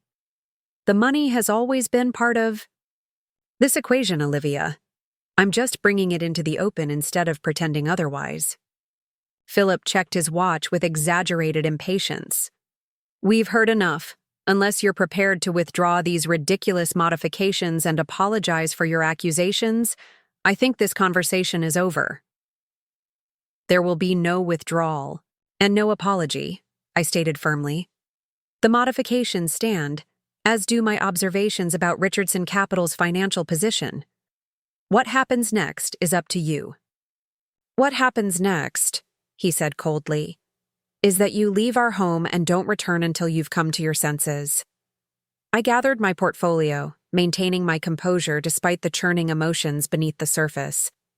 Olivia, I love you and the children more than anything in this world. That will never change, regardless of how this situation develops. When you're ready to talk, really talk, without Philip's influence, I'm here. Philip moved to the door, opening it with a flourish. She doesn't need to talk to you alone. We make decisions together, as a family. Something you've never understood or respected. I paused in the doorway, meeting my daughter's troubled gaze one last time. Think carefully about what's happened here today, Olivia. About what's been happening for years. Ask yourself if this is really the life you want for yourself and your children. As I walked to my car, I could feel Philip's glare burning into my back. I had no illusions about what would happen next. He would work to reinforce his narrative, casting me as the controlling mother using money to manipulate her daughter. He would tighten his restrictions on the children even further, at least temporarily. He would strategize about how to mitigate the financial impact of the trust modifications while maintaining his control. But I had also planted seeds of doubt in Olivia's mind. I had exposed financial realities she might have been ignoring or unaware of. I had challenged the framework Philip had constructed around their family life, and I had positioned myself as ready to support her whenever she was ready to see the situation clearly. It wasn't a victory, not yet, but it was a first step toward rebalancing a relationship that had become dangerously one-sided. The first call came 3 hours later. Philip, his voice tight with barely controlled fury. You think you're clever, don't you? Threatening my business, turning my wife against me, using the children as leverage? I've done none of those things, Philip, I replied calmly. I've simply adjusted my financial support to reflect the current reality of our family dynamics. This isn't about family dynamics. This is about control. You can't stand that Olivia chose me, chose a life, independent from your influence. Is that what you tell her? That I'm trying to control her? I kept my voice measured, knowing he was likely recording the conversation. All I've ever wanted is for Olivia to be happy, to make her own choices. But when those choices include systematically cutting me off from my grandchildren while expecting financial support, I have the right to reassess my position. Your money doesn't give you the right to dictate our family relationships, he snapped. Precisely my point, Philip. Your role as parent doesn't give you the right to dictate my relationship with my grandchildren. Yet that's exactly what you've been doing. There was a long pause before he spoke again, his tone shifting to something more calculating. What exactly do you want, Eleanor? Spell it out in concrete terms. Regular, unmonitored visits with the children, including overnight stays at my home, attendance at their school events and activities, direct communication without interference or monitoring, holiday celebrations together. In other words, a normal grandmother-grandchildren relationship. And in exchange, the trust distributions continue as before? The educational and healthcare provisions continue regardless. The discretionary funds for enrichment and general welfare would resume based on demonstrated compliance with the relationship requirements. Another pause. I'll need to discuss this with Olivia. Of course, this affects all of us. Don't think this changes anything fundamentally, he added, his voice hardening again. You've shown your true colors with this financial manipulation. Olivia sees it too. This isn't manipulation, Philip. It's consequence. Actions have consequences. Choices have consequences. You chose to restrict my access to my grandchildren while accepting my financial support. That arrangement no longer works for me. He hung up without responding, leaving me to wonder what narrative he was constructing for Olivia, how he was framing my actions to reinforce his control. The next morning, Margaret called. "Eleanor, we have a situation. Phillip has contacted a law firm specializing in trust litigation. They've requested copies of the original trust documents and all subsequent modifications." "As expected," I said, unsurprised. "He's looking for legal leverage." "Yes, but there's more. He's also filed a complaint with the State Bar Association, alleging that I advised you to violate the terms of an irrevocable trust for coercive purposes." That I hadn't anticipated. "He's targeting you now? That's completely unfounded." "Of course it is, and it won't go anywhere. But it's a tactic, trying to isolate you from legal counsel you trust, forcing you to find new representation while he builds his case." I felt a surge of anger at this newest manipulation. "I'm sorry. You've been dragged into this, Margaret. Can I help in any way?" "Don't worry about me," she assured me. "I've handled worse in my career, but you should be prepared for escalation. Phillip doesn't strike me as someone who backs down easily." "No," I agreed. "He's not. But neither am I." After hanging up, I sat in my study, contemplating next steps.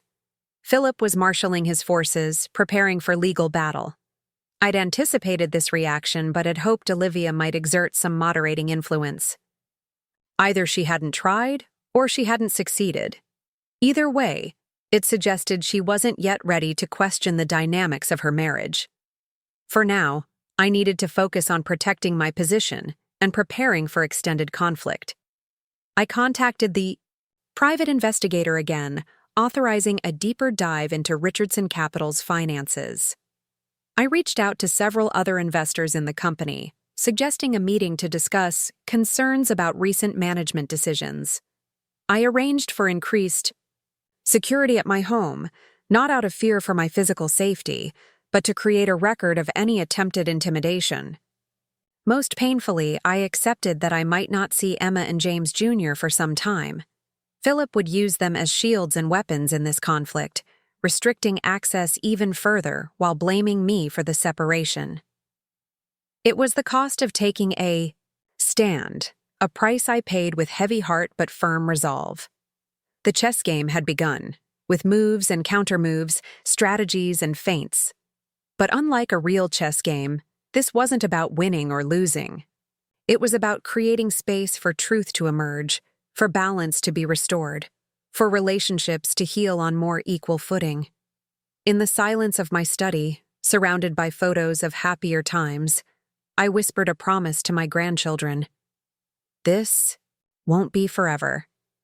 Someday you'll understand why Grandma had to take a stand. Whether that someday would come in weeks, months, or years remained to be seen. For now, all I could do was hold my position with dignity and patience, waiting for the next move in a game with my family's future at stake. 3 weeks passed without a word from Olivia or the children. Each day of silence weighed on me, but I remained resolute. This wasn't about stubbornness or pride. It was about establishing healthy boundaries that had been missing for too long. The legal maneuvering continued behind the scenes. Phillip's attorneys sent increasingly aggressive letters demanding reversal of the trust modifications. Margaret responded with calm, methodical rebuttals, citing my authority as trustee and the reasonableness of the new conditions. The complaint against her was dismissed by the Bar Association, as we had expected. Meanwhile, the private investigators' report on Richardson Capital painted an even more troubling picture than I had anticipated. Client funds had been commingled with operating accounts. Investment returns had been falsified in quarterly reports. And most damning of all, significant sums had been diverted to personal expenditures. The Aspen vacation home, luxury vehicles, private school tuition, household staff, all categorized as business development or client relations. I shared this information with the other major investors in a private meeting at Margaret's office. The shock and anger were palpable as they reviewed the documentation. "This is fraud, plain and simple," said Howard Mercer, a retired pharmaceutical executive, who had invested heavily in Richardson Capital at my recommendation. "We need to report this to the SEC immediately." "And the police," added Diane Roberts, another investor and longtime friend. "This crosses the line from mismanagement to criminal activity." I raised a hand to temper their reactions. "I understand your anger. I share it. But I ask that you hold off on formal complaints for a short time. There are children involved, my grandchildren, whose lives will be devastated if their father faces public fraud charges." "What are you suggesting?" Howard asked, frowning. "That we just let him get away with this?" "Not at all. I'm suggesting a more controlled approach.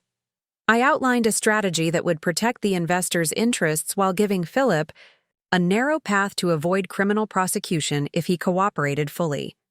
It would require immediate dissolution of the company, complete financial restitution, and his permanent withdrawal from the investment industry."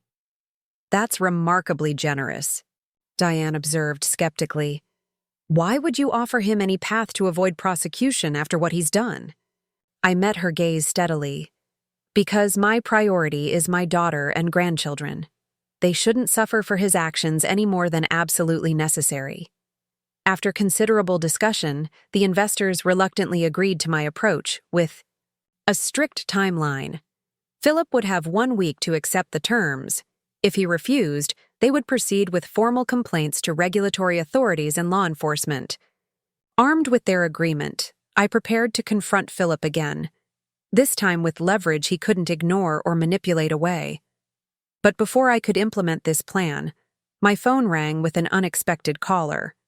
Megan, the children's nanny. "Mrs. Westfield," she began hesitantly. "I hope I'm not overstepping, but I'm concerned about the children. And about your daughter." My pulse quickened.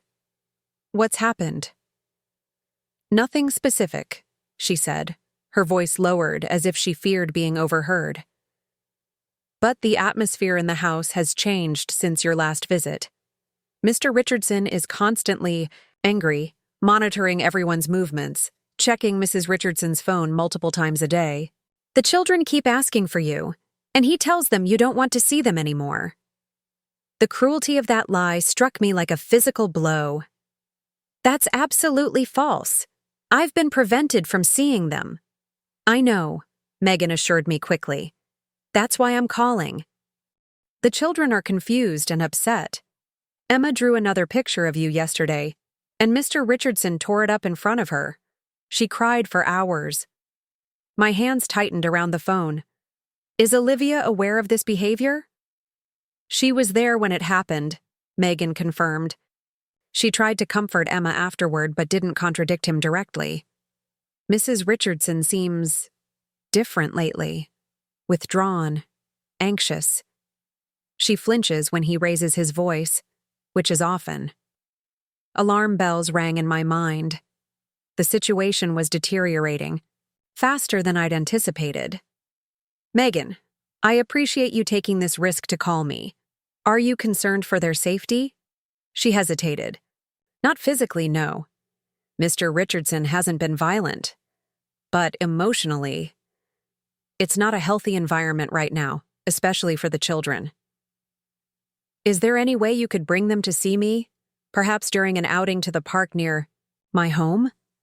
"I don't think so," she replied regretfully. "He's instructed me to take them only to approved locations, and he checks my location through their family tracking app. I'm sorry, Mrs. Westfield. I wish I could do more." "You've done plenty by calling me," I assured her. "Just knowing what's happening helps. Can you stay with them? Be a stable presence while things are difficult?" "I'll try," she promised, "but I should go now. They'll be home from their swimming lesson soon."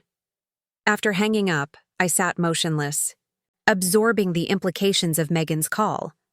The situation was worse than I'd imagined. Phillip wasn't just fighting my financial leverage, he was actively poisoning the children against me, punishing them for their attachment to their grandmother. And Olivia, while not participating in the cruelty, wasn't protecting them from it either. This changed my calculations. The measured, legal approach suddenly seemed too slow, too distant from the immediate emotional needs of my grandchildren. I needed a more direct intervention, something that might break through the walls Phillip had constructed around my daughter and grandchildren. I called Rachel, Olivia's college friend who lived in the neighborhood. "Eleanor, I was just thinking about you," she greeted me warmly. "Have you spoken with Olivia recently? I've been trying to reach her for days, but she keeps canceling our plans at the last minute." "That's actually why I'm calling," I admitted. "Things have become complicated between us and I'm worried about her and the children." "What's happened?" The concern in Rachel's voice was genuine. Despite the years and distance, her affection for Olivia remained strong. I provided a condensed version of recent events: the restricted access to my grandchildren, the trust, modifications, the discovery of financial irregularities at Richardson Capital. I didn't share everything, protecting some of Olivia's privacy, but enough for Rachel to understand the seriousness of the situation. "I'm not surprised," she said when I finished. "I've been worried about their dynamic for years. Phillip has always been controlling. But it's gotten worse lately. Olivia rarely socializes without him anymore, and when she does, she's constantly checking her phone, anticipating his texts demanding to know where she is and when she'll be home." "Have you tried talking to her about it?" "A few times. She always dismisses my concerns, says I don't understand the pressures they're under, how important their social standing is to Phillip's business success." Rachel sighed. The Olivia I knew in college would never have accepted being managed like this. She was fiercely independent, remember? Always the one organizing protests, challenging authority. I remembered all too well. Olivia's passion for justice, her refusal to accept arbitrary rules or limitations, had sometimes been exhausting to parent, but always filled me with pride. She had been fearless in her convictions. When had that fire been extinguished? "I need your help, Rachel," I said after a moment. "Not to spy on her or report back to me, but to be a friend she can trust. Someone who remembers who she was before Phillip, who can remind her that she has choices." "Of course," Rachel agreed immediately. "I've been trying anyway, but I'll be more deliberate about it. Maybe invite her for a girls' night at my place, somewhere Phillip can't monitor her conversations." "That would be wonderful. And if she happens to mention the children missing their grandmother." "I'll gently encourage her to reconsider the current arrangement," Rachel finished for me. "Not as your proxy, but as someone who cares about all of you." After hanging up, I felt marginally better.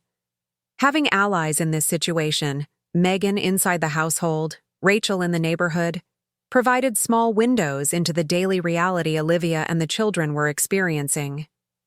It wasn't enough, but it was something. The next day, a text arrived from an unknown number. "The park at 3:30. No signature, no explanation, but I knew instantly it was Olivia. The message itself, its brevity and lack of identifying information, spoke volumes about her current state of mind. Afraid of detection, of leaving evidence, yet determined to make contact. I arrived at the small neighborhood park 15 minutes early, choosing a bench with a clear view of all entrances. The autumn afternoon was cool but pleasant, golden light filtering through trees beginning to show touches of red and gold. A few mothers with toddlers occupied the play structure, their voices and their children's laughter creating a gentle backdrop of normalcy. At precisely 3:30, Olivia appeared, alone, walking briskly along the path from the direction opposite her, home. She wore sunglasses despite the fading light, a baseball cap pulled low over her face. The disguise was subtle but unmistakable. She didn't want to be recognized by neighbors or acquaintances who might mention the encounter to Philip. I remained seated, letting her come to me, resisting the urge to rush forward and embrace her. This meeting was on her terms, initiated by her. I needed to respect her process, her timing. She settled beside me on the bench, maintaining a careful distance, her posture rigid with tension. For several minutes, she said nothing, just stared, straight ahead at the playing children. "How are Emma and James Jr.?" I finally asked, keeping my voice gentle. "They miss you," she replied, her voice barely audible. "They don't understand why they can't see you anymore. Philip tells them you're too busy, that you have more important things to do than spend time with them." The lie made my chest ache. "You know that's not true." She nodded almost imperceptibly. "I know, but they don't. They're children. They believe what their father tells them." "And what about you, Olivia? What do you believe?" Her hands twisted in her lap, knuckles white with tension. "I don't know what to believe anymore. Everything feels distorted somehow, like I'm looking at my life through warped glass." It was the first acknowledgement that something was wrong, that her perception had been manipulated. A tiny crack in the facade Philip had constructed around her.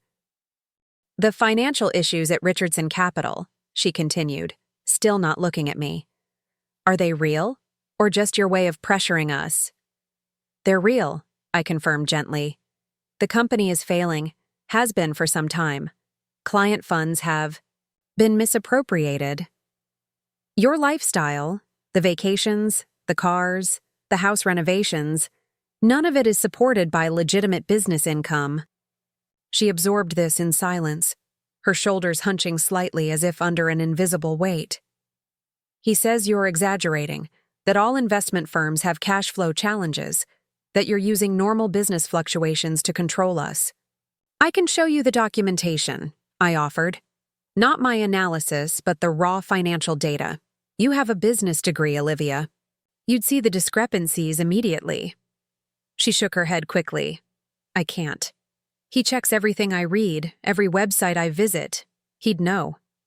The admission hung between us, its implications too significant to ignore. This wasn't just controlling behavior. It was surveillance, isolation, emotional manipulation. Hallmarks of something much darker than mere overprotectiveness.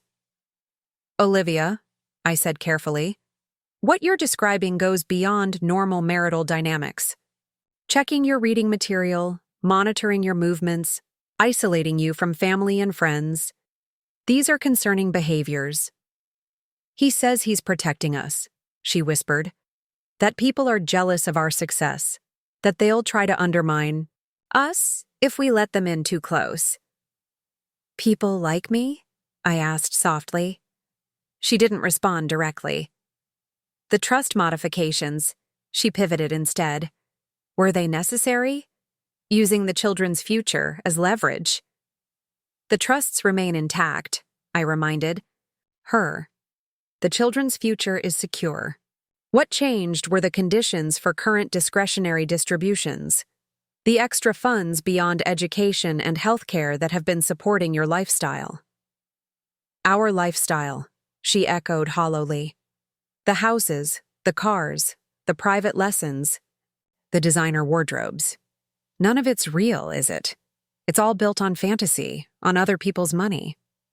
"Not entirely," I said, treading carefully. "Your work at the foundation is real. Your love for the children is real. Your intelligence, your compassion, your strength, those are all real, Olivia. They always have been." A tear slipped from beneath her sunglasses, tracking down her cheek. She wiped it away quickly, glancing around as if fearful of being observed in a moment of vulnerability. "I don't feel strong anymore," she admitted, her voice cracking slightly. "I feel lost. Like I've been sleepwalking for years and I'm just starting to wake up, looking around at a life I don't recognize." It took every ounce of restraint not to reach for her, to pull her into my arms as I had when she was a child waking from a nightmare. But she wasn't a child anymore, and this wasn't a dream from which she could simply awaken. It was her reality, one she would need to navigate with her own agency, her own decisions. "What do you want, Olivia?" I asked simply. Not what Phillip wants, not what I want. What do you want for yourself, for your children? She was quiet for so long I thought she might not answer.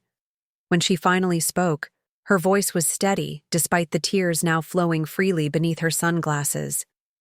"I want peace. I want to stop walking on eggshells in my own home. I want the children to laugh again without being told they're too loud.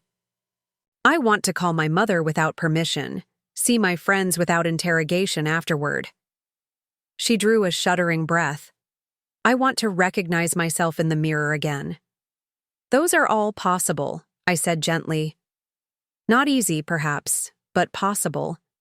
And you wouldn't be alone in making them happen." She turned toward me for the first time, pushing her sunglasses up to reveal reddened eyes. "I'm scared, Mom, not just of leaving, but of staying. Of what the children are learning about relationships, about love. Emma apologizes constantly now for everything. Sorry, sorry, sorry, like a mantra. And James Jr. has started mimicking Philip's tone when he speaks to her, ordering her around, criticizing her drawings, her games. The revelation sent a chill through me. The damage wasn't just to Olivia anymore, it was spreading to the next generation, shaping their understanding of how people treat each other, what love looks like. "What can I do?" I asked, keeping my voice calm despite the urgency I felt. "How can I help?" She glanced at her watch, anxiety flashing across her features. "I need to get back. Megan can only cover for me for an hour, and if Philip calls, the house while I'm gone." "Olivia," I pressed gently, "what do you need from me right now?"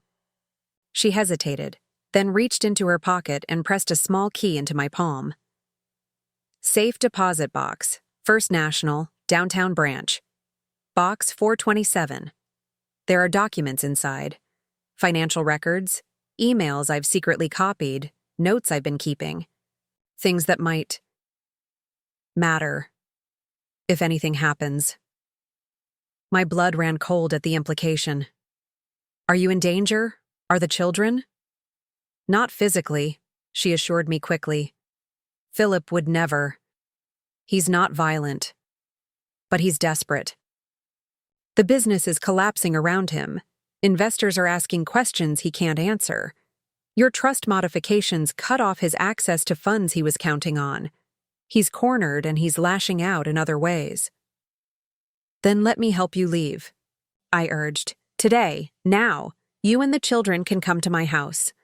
We'll get a restraining order if necessary." She shook her head firmly. "It's not that simple. He'd fight for custody, use every resource to paint me as unstable, unfit. And he'd win, Mom. He's cultivated relationships with all the right people: judges, police officers, child welfare officials. His family has deep connections in this community. So does yours," I reminded her. "And evidence of financial fraud would significantly undermine his credibility in any custody battle." "Maybe," she acknowledged, "but I need time to plan, to document, to prepare the children." She stood abruptly. "I have to go. Just keep the key safe, and if I call, day or night, be ready." "I'm always ready," I promised, rising to stand beside her. "Always." For a brief moment, she leaned into me, allowing the contact she'd been avoiding since her arrival. I wrapped my arms around her, inhaling the familiar scent of her hair, feeling the slight tremor in her shoulders. Then she straightened, composing herself with visible effort. "The children," she said, stepping back. "They need to see you. Philip has been poisoning their perception, making them think you've abandoned them. It's cruel, using them as weapons against you. Can you bring them here, to the park?" She shook her head. He tracks our movements through the security system, knows when doors open and close. But Megan takes them to the library on Thursday afternoons for story time. 3 o'clock. He doesn't monitor that as closely because it's educational. I'll be there, I promised. She nodded once, then turned and walked quickly away, following a different path than the one she'd arrived on. I watched until she disappeared from view, my heart heavy with a mixture of hope and dread. The conversation had confirmed my worst. Fears about the environment my grandchildren were living in while offering a glimmer of possibility that Olivia was beginning to see her situation clearly. The safe deposit key burned in my palm, both a responsibility and a promise. Whatever documents Olivia had been secretly gathering, she believed they might be necessary for her protection. The fact that she'd entrusted them to me spoke volumes about her growing awareness of the need for an escape plan. Thursday couldn't come quickly enough. I arrived at the library 30 minutes before story time, selecting a seat in the children's section where I could observe the entrance without being immediately visible. The anticipation of seeing Emma and James Jr. after weeks of separation made my heart race, but I tempered my expectations. They might be confused, even distant, after whatever narrative Phillip had been constructing about my absence. At precisely 3 o'clock, Megan appeared with the children in tow. Emma clutched a worn picture book to her chest, while James Jr.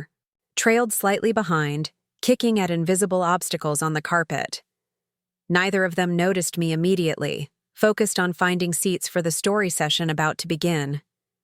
I waited until they were settled, then approached carefully, not wanting to startle them or create a scene that might get back to Phillip.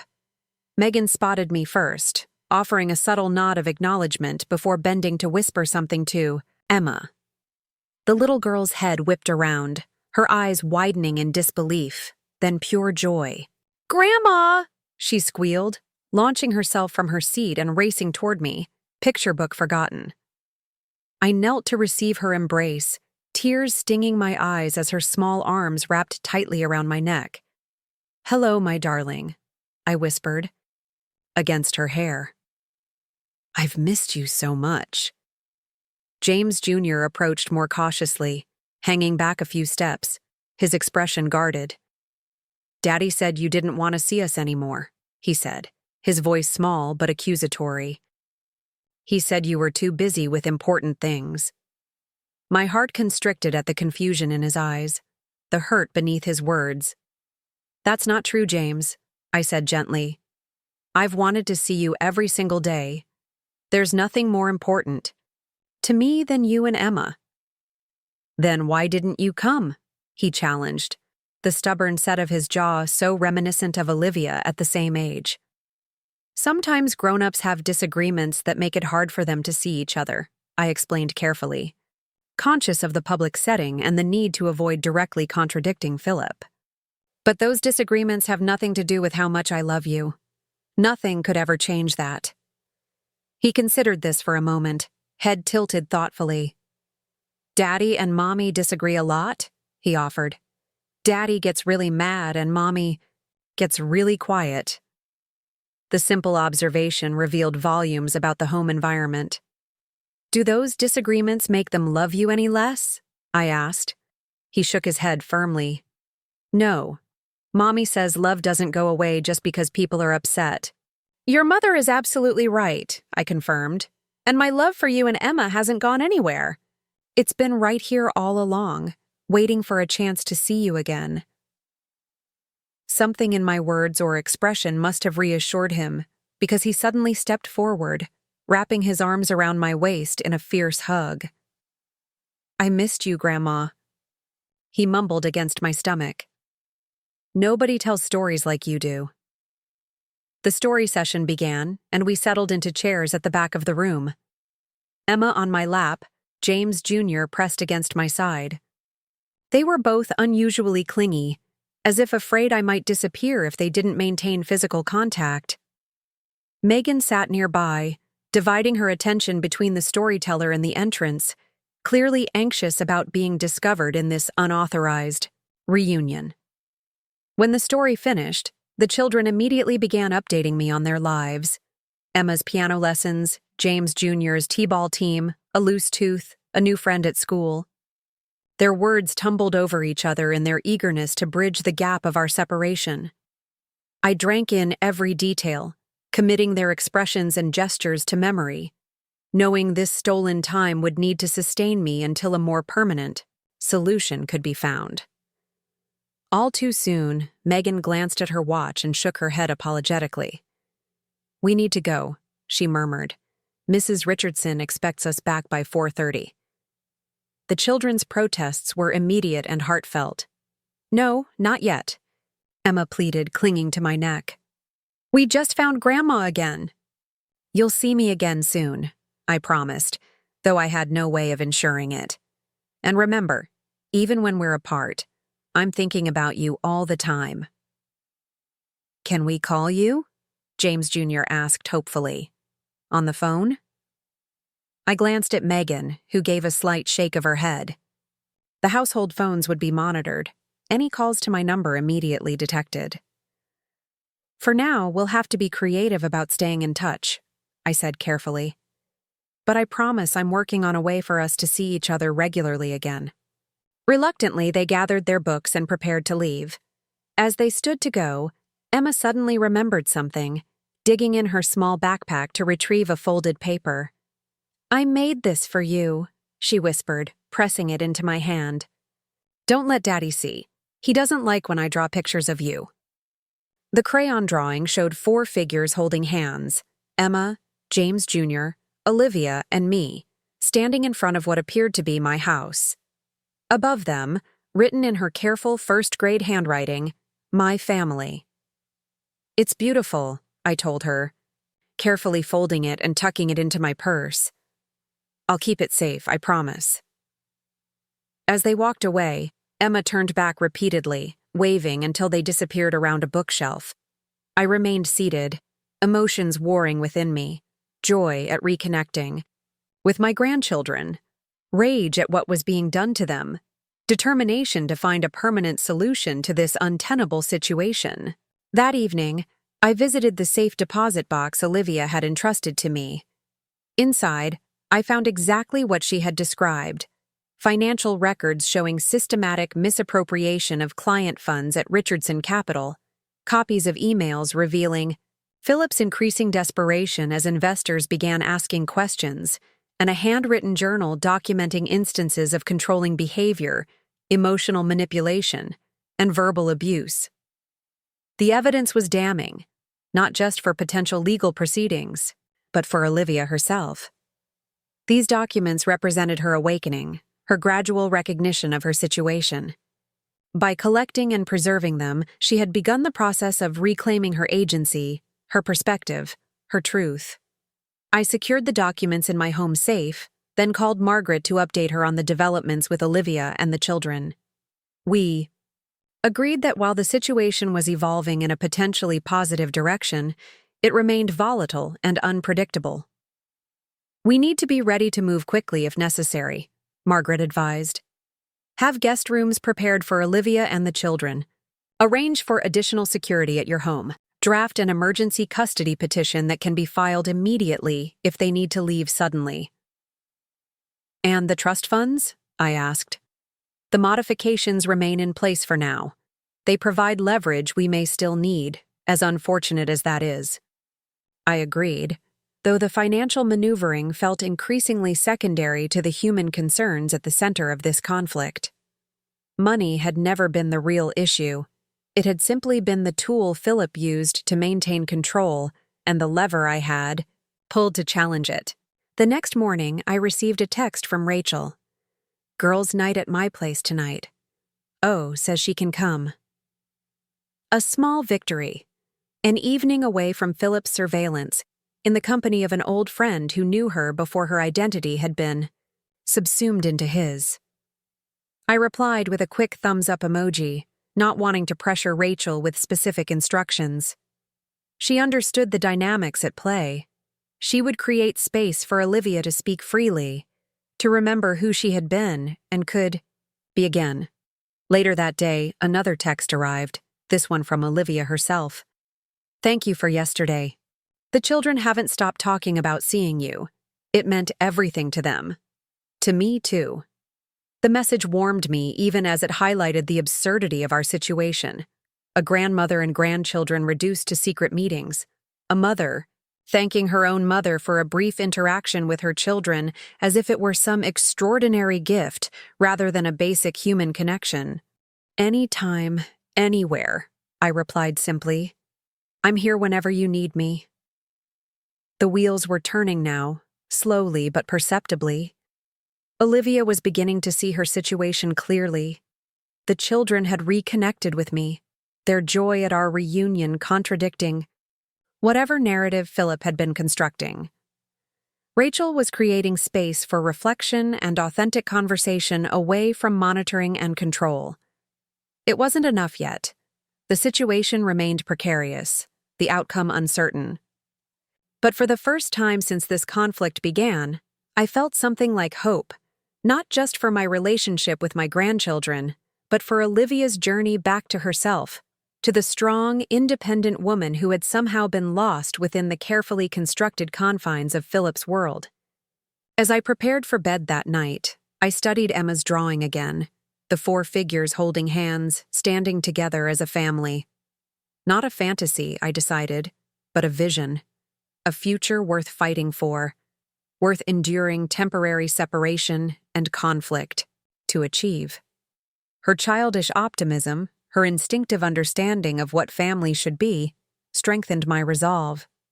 This wasn't just about trust funds or visitation rights anymore. It was about rescuing 3 precious people from an environment of control and fear, about restoring connections that never should have been severed, about reclaiming the future Emma had drawn with such innocent hope. Tomorrow would bring new challenges, new strategic decisions, perhaps new confrontations. But tonight, I allowed myself to believe in Emma's vision. A family reconnected, standing together, holding hands against whatever might come. The call came at 2:17 a.m., jolting me from a fitful sleep. Olivia's name illuminated my phone screen, sending a surge of adrenaline through my body. I answered immediately. "Mom." Her voice was steady but tight with suppressed emotion. "We need you. Now." "I'm on my way," I responded without hesitation, already moving toward my closet to dress. "Are you at home?" "No. The Fairfield Inn off Highway 16, room 214. Come around to the back entrance. And Mom? Don't tell anyone where you're going." The line went dead before I could ask more questions. I dressed quickly, grabbing my emergency bag, packed weeks ago on Margaret's advice, and my car keys. The night was clear and cold, the roads mercifully empty as I drove toward the modest airport hotel where my daughter and grandchildren had taken refuge. Room 214 was on the 2nd floor, facing the rear parking lot as Olivia had indicated. I knocked softly, 3 quick taps followed by 2 slower ones. Our old signal from her teenage years when she'd sneak back in after curfew. The door opened immediately, revealing Olivia's pale face, her eyes red-rimmed but dry. "Thank you for coming," she whispered, stepping back to let me enter. The room was small but clean, illuminated by a single bedside lamp. Emma and James Jr. were curled together on one of the double beds, still in their pajamas, their faces peaceful, in sleep. A collection of hastily packed bags sat near the door, school backpacks, a small suitcase, a worn duffel bag. Not much for 3 people starting over. "What happened?" I asked quietly, careful not to wake the children. Olivia moved to the small table by the window, gesturing for me to join her. "Philip got drunk tonight. Really drunk. He's been spiraling. Since the investors' meeting yesterday. They confronted him about the financial discrepancies, threatened legal action." "I know," I admitted. "I was part of organizing that confrontation." She nodded, unsurprised. "I figured as much. He came home raging about betrayal, about enemies closing in. He started throwing things, breaking pictures, screaming about how everyone was against him, how he'd make them all pay." She drew a shuddering, breath. The children were terrified. I've never seen him like that before, so completely out of control. Did he hurt you? The children? I searched her face, her exposed arms for any signs of physical abuse. No, she assured me quickly. He never got physical, but something in his eyes. She shivered. It wasn't safe to stay. I waited until he passed out, then packed what I could carry. Megan helped. She distracted him earlier in the evening, gave him more to drink when he was already intoxicated. Smart woman, I murmured. Where is she now? Gone. She quit officially, left a resignation letter where he'll find it in the morning. She's staying with her sister in another state until this blows over. I reached across the table, taking Olivia's cold hands in mine. I'm proud of you. It takes tremendous courage to leave, especially under these circumstances. She managed? A wan smile. I don't feel courageous, I feel terrified. I have no plan, no job, no home of my own.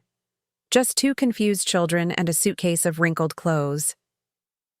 You have me, I reminded her gently. You have a support system. The rest we can figure out together. Her eyes welled with tears. After everything that's happened, all the ways I shut you out, pushed you away, you still came. No questions asked, middle of the night. I'm your mother, I said simply. That never changed. We sat in silence for a moment, the weight of everything that had happened, and everything yet to come, settling between us. The complicated legal battles ahead, the emotional aftermath for the children, the reconstruction of a life outside, Philip's control. None of it would be easy, but at least now we faced it together. What happens now? Olivia finally asked, her voice small but resolute. First, we get some rest. It's nearly morning. I squeezed her hands gently. Then we call Margaret. We file for emergency temporary custody. We document everything that happened tonight, everything that led to this point, and we find you a place to heal, to rebuild. Your house, she said, without hesitation. If the offer still stands, the children would love it, and Her voice cracked slightly. I could use my mother right now. The offer always stood, I assured her. Your rooms are ready. They have been since this began. Emma stirred on the bed, her small voice thick with sleep. Grandma? Is that you? I moved to the bedside, smoothing her tangled hair. Yes, sweetheart. It's me. She sat up, rubbing her eyes. Are we having a sleepover at your house now? Mommy said we might. Yes, I confirmed, meeting Olivia's gaze over Emma's head. A nice long sleepover. Good, Emma mumbled, already drifting back to sleep. Daddy's too scary at our house now. I like Grandma's house better. The simple truth, from a child's perspective, brought fresh tears to Olivia's eyes. I gathered Emma close, whispering reassurances until her breathing deepened again. James Jr. hadn't stirred, one arm flung protectively across his sister, even in sleep. We should go before sunrise, Olivia said, checking the time. Before he wakes up and realizes we're gone. We gathered the children, still half asleep, and their belongings, making our way quietly to my car. The eastern sky was just beginning to lighten as we pulled away from the hotel, the first tentative streaks of dawn breaking through the darkness. Symbolism too obvious to ignore, the long night ending, light returning, a new day beginning. The drive to my house passed in silence, the children drifting back to sleep in the back seat, Olivia staring out the passenger window, lost in thought. I didn't press her for conversation. She had taken the hardest step already, choosing to leave. The rest would come in its own time. At home, we settled the children in their rooms, spaces I had prepared weeks ago, painted in their favorite colors, stocked with books and toys and clothes in their sizes. Olivia stood in the doorway of Emma's room, watching her daughter burrow into the purple comforter with a contented sigh. You've been planning for this, she observed quietly. Hoping, I corrected. Planning implies I wanted this crisis to happen. I just wanted to be ready if it did. She nodded, understanding the distinction. I should have listened to you sooner, should have seen what was happening. It's never that simple, I replied. The most insidious thing about controlling relationships is how gradually they develop, how normal they begin to seem. You saw it when you were ready to see it. That's what matters. Later that morning, after the children had eaten breakfast and settled into exploring their new surroundings, Margaret arrived to discuss legal strategy. She brought with her a team of experts, a family court attorney specializing in high-conflict custody cases, a forensic accountant familiar with financial fraud investigations, a child psychologist experienced in helping children through parental separation. The machinery of protection and justice grinding into motion, professional and efficient. I watched Olivia's face as she absorbed their information, their advice, their reassurances. The overwhelmed confusion gradually giving way to focused determination. My daughter returning to herself, step by deliberate step. By afternoon, the necessary legal filings were complete.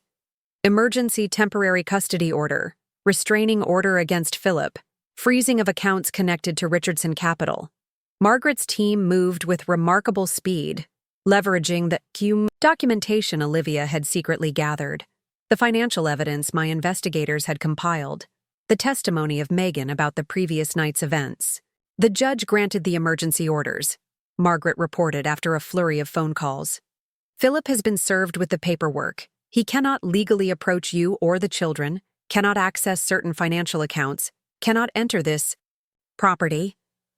How did he react? Olivia asked, tension evident in every line of her body. Margaret's expression was grim. Not well. There was an incident. When the process server delivered the documents, nothing that will help his case. The doorbell rang at that moment, revealing 2 police officers requesting to speak with Olivia. My heart sank, anticipating Philip's counter-move. Mrs. Richardson, the older officer began formally, your husband has filed a missing persons report for you and your children. He's claiming parental kidnapping and emotional instability on your part. Olivia straightened her shoulders, her voice steady as she responded. As you can see, officer, we're not missing. We left voluntarily due to concerns for our safety. My attorney has filed for emergency custody and a restraining order, both of which have been granted by Judge Matheson this morning. The officer nodded, making notes. We'll need to verify those orders, but that should resolve the missing persons aspect. However, there are some additional allegations. Mr. Richardson has made that we're obligated to look into. What allegations? I asked sharply. He's claiming financial coercion and elder manipulation on your part, Mrs. Westfield, stating that you've used financial leverage to turn his wife against him, to alienate his children from him.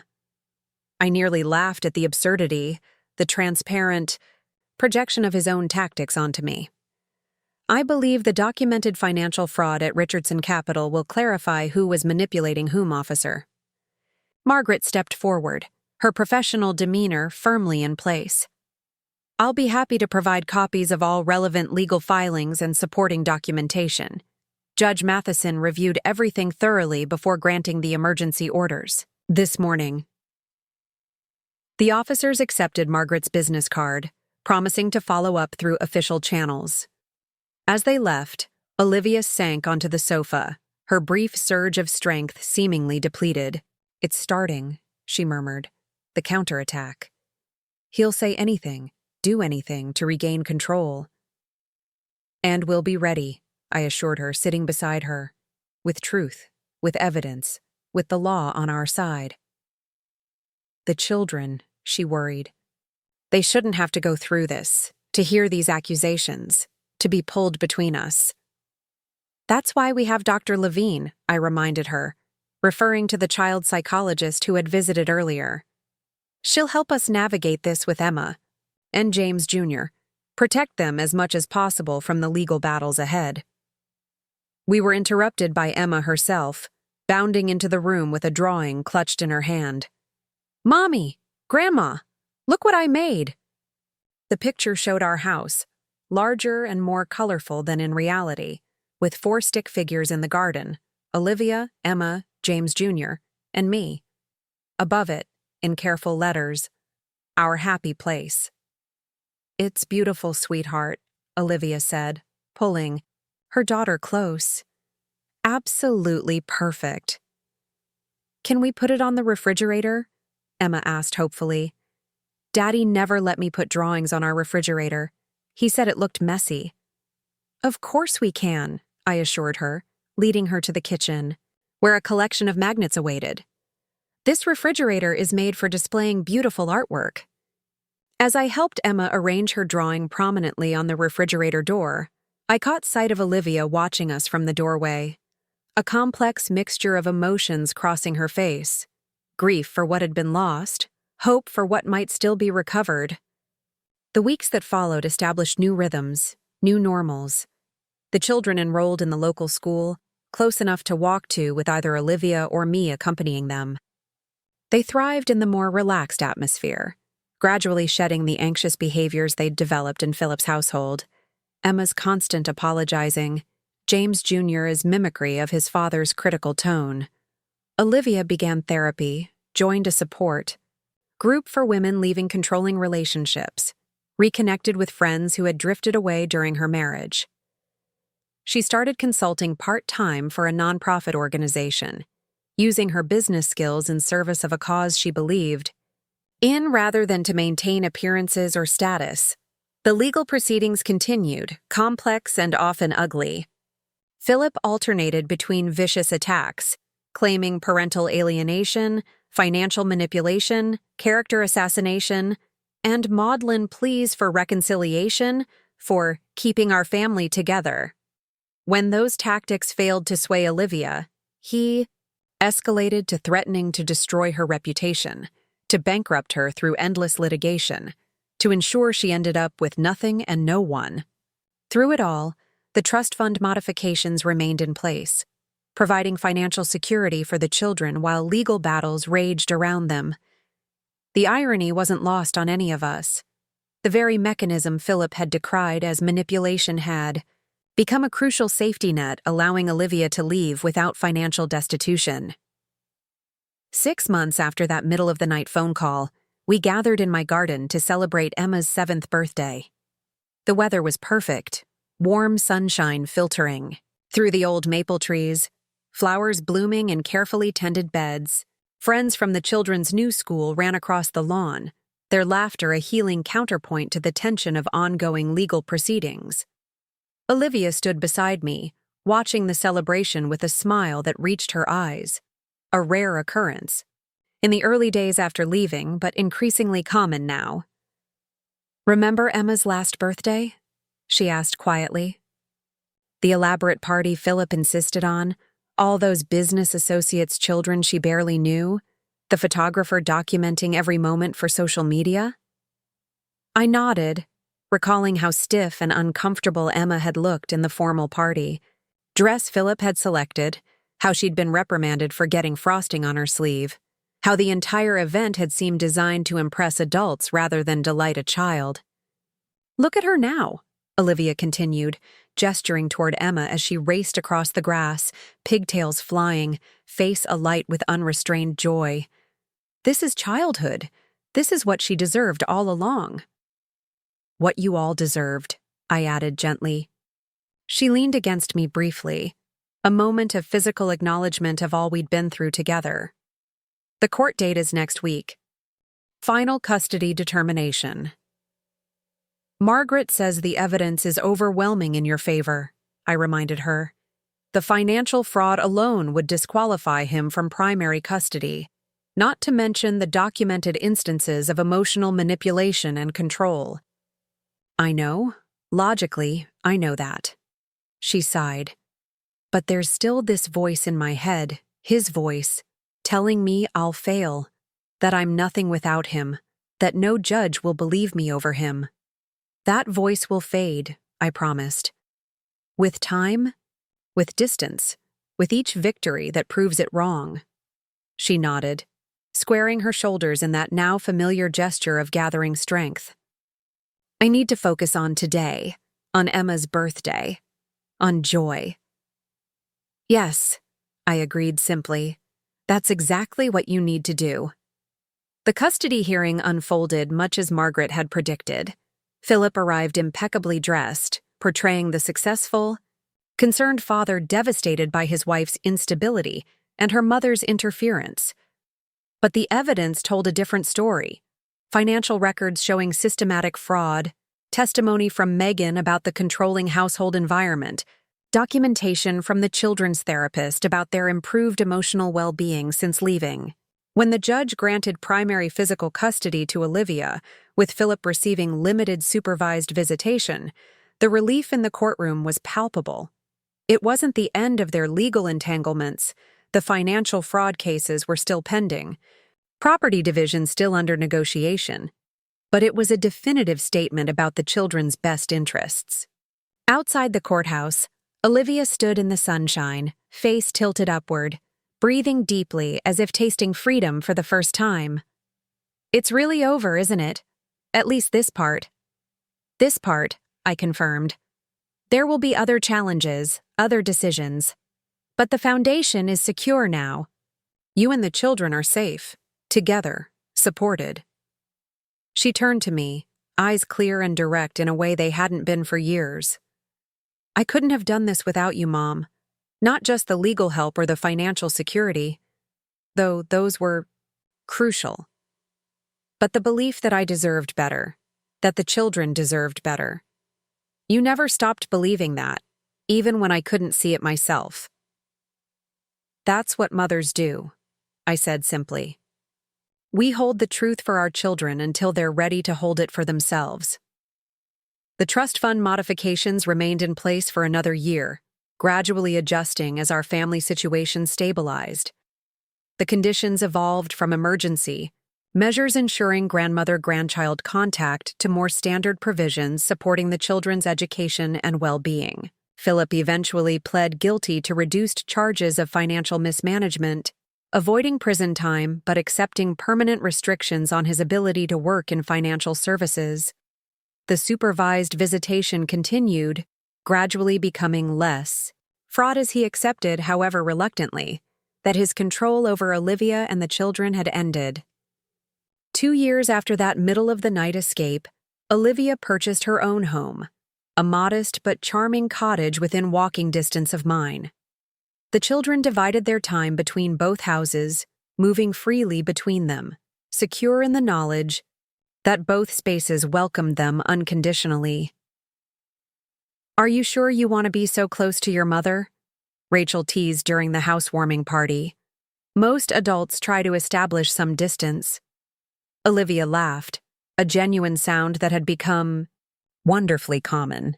I spent years being told that independence meant isolation, that family connections were chains rather than anchors. I'm done with that definition of adulthood.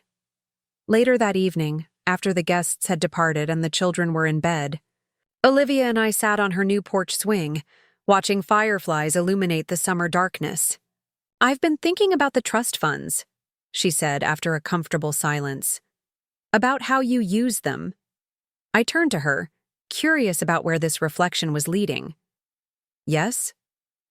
"At the time, it felt like manipulation, like you were using money to control our relationship. That's how Philip framed it, at least." She paused, gathering her thoughts. "But looking back, I see it differently now. You weren't trying to buy access to the children. You were establishing boundaries around your own generosity." "Yes," I agreed, pleased by her insight. Financial support without reciprocal respect isn't generosity, it's exploitation. "I've been teaching that to the children," she continued. "Not about money specifically, but about relationships in general. That love should flow both ways. That boundaries aren't walls but necessary definitions of healthy connection." "Difficult lessons," I observed, "but valuable ones." Lessons? I had to learn the hard way, she acknowledged. But maybe they won't have to, with both of us modeling something different. We rocked gently in the swing, comfortable in our shared understanding. The path that had brought us here had been painful, fraught with conflict and heartache. The trust fund modifications that had seemed so drastic, so confrontational, had ultimately been just one element in a much larger process of awakening and reclamation. "Do you regret it?" Olivia asked suddenly. "Using the financial leverage when you did? Or do you wish you'd done it sooner?" I considered the question carefully, respecting its complexity. I regret that it became necessary. I regret not recognizing the patterns earlier, not finding a way to reach you before things deteriorated so far. I paused, watching a particularly bright firefly trace patterns against the darkened garden. But no, I don't regret taking the action when I did. Sometimes love requires difficult choices, uncomfortable confrontations. "Like limiting a trust fund," she said with a small smile. "Like limiting a trust fund," I agreed. But always with the intention of protecting what matters most. Emma appeared at the screen door, tousled from sleep. "Mommy, Grandma, I had a dream." Olivia opened her arms, making space for Emma to climb onto the swing between us. "Was it a good dream or a scary one?" "Good," Emma assured us, nestling against her mother's side. "We were all together in Grandma's garden having a picnic. Even Daddy was there, but he wasn't angry anymore. He was just quiet, and we were all happy." Olivia and I exchanged glances over Emma's head, acknowledging the wisdom in the child's soul. Subconscious. The hope for eventual peace, for healing that might include Phillip, but would never again be defined by him. "That sounds like a lovely dream," I murmured, stroking Emma's hair. "It wasn't just a dream," Emma insisted with the certainty of childhood. "It was the future. I saw it." "Maybe it was," Olivia agreed, pulling her daughter closer. "Maybe it was." As Emma drifted back to sleep between us, I reflected on the journey that had brought us to this moment of quiet contentment. When I modified those trust funds 2 years ago, I couldn't have predicted exactly where the decision would lead. I only knew that I couldn't continue enabling a situation that was harming the people I loved most. The financial leverage had been necessary, but insufficient on its own. It had created an opening, a crack in the facade. But Olivia's courage, the children's resilience, the support of friends and professionals, all had been essential to transforming that small beginning into lasting change. This, I realized, was the true power of boundaries, of conditional support. Not to control or manipulate, but to create space for better possibilities, to interrupt destructive patterns, to shine light on truths that have been hidden or denied. My daughter had limited my visits with my grandchildren, so I had limited the trust fund they depended on. A simple equation of consequence and response. But the real story, the human story beneath the financial maneuvering, had been about reclaiming connections that should never have been restricted in the first place.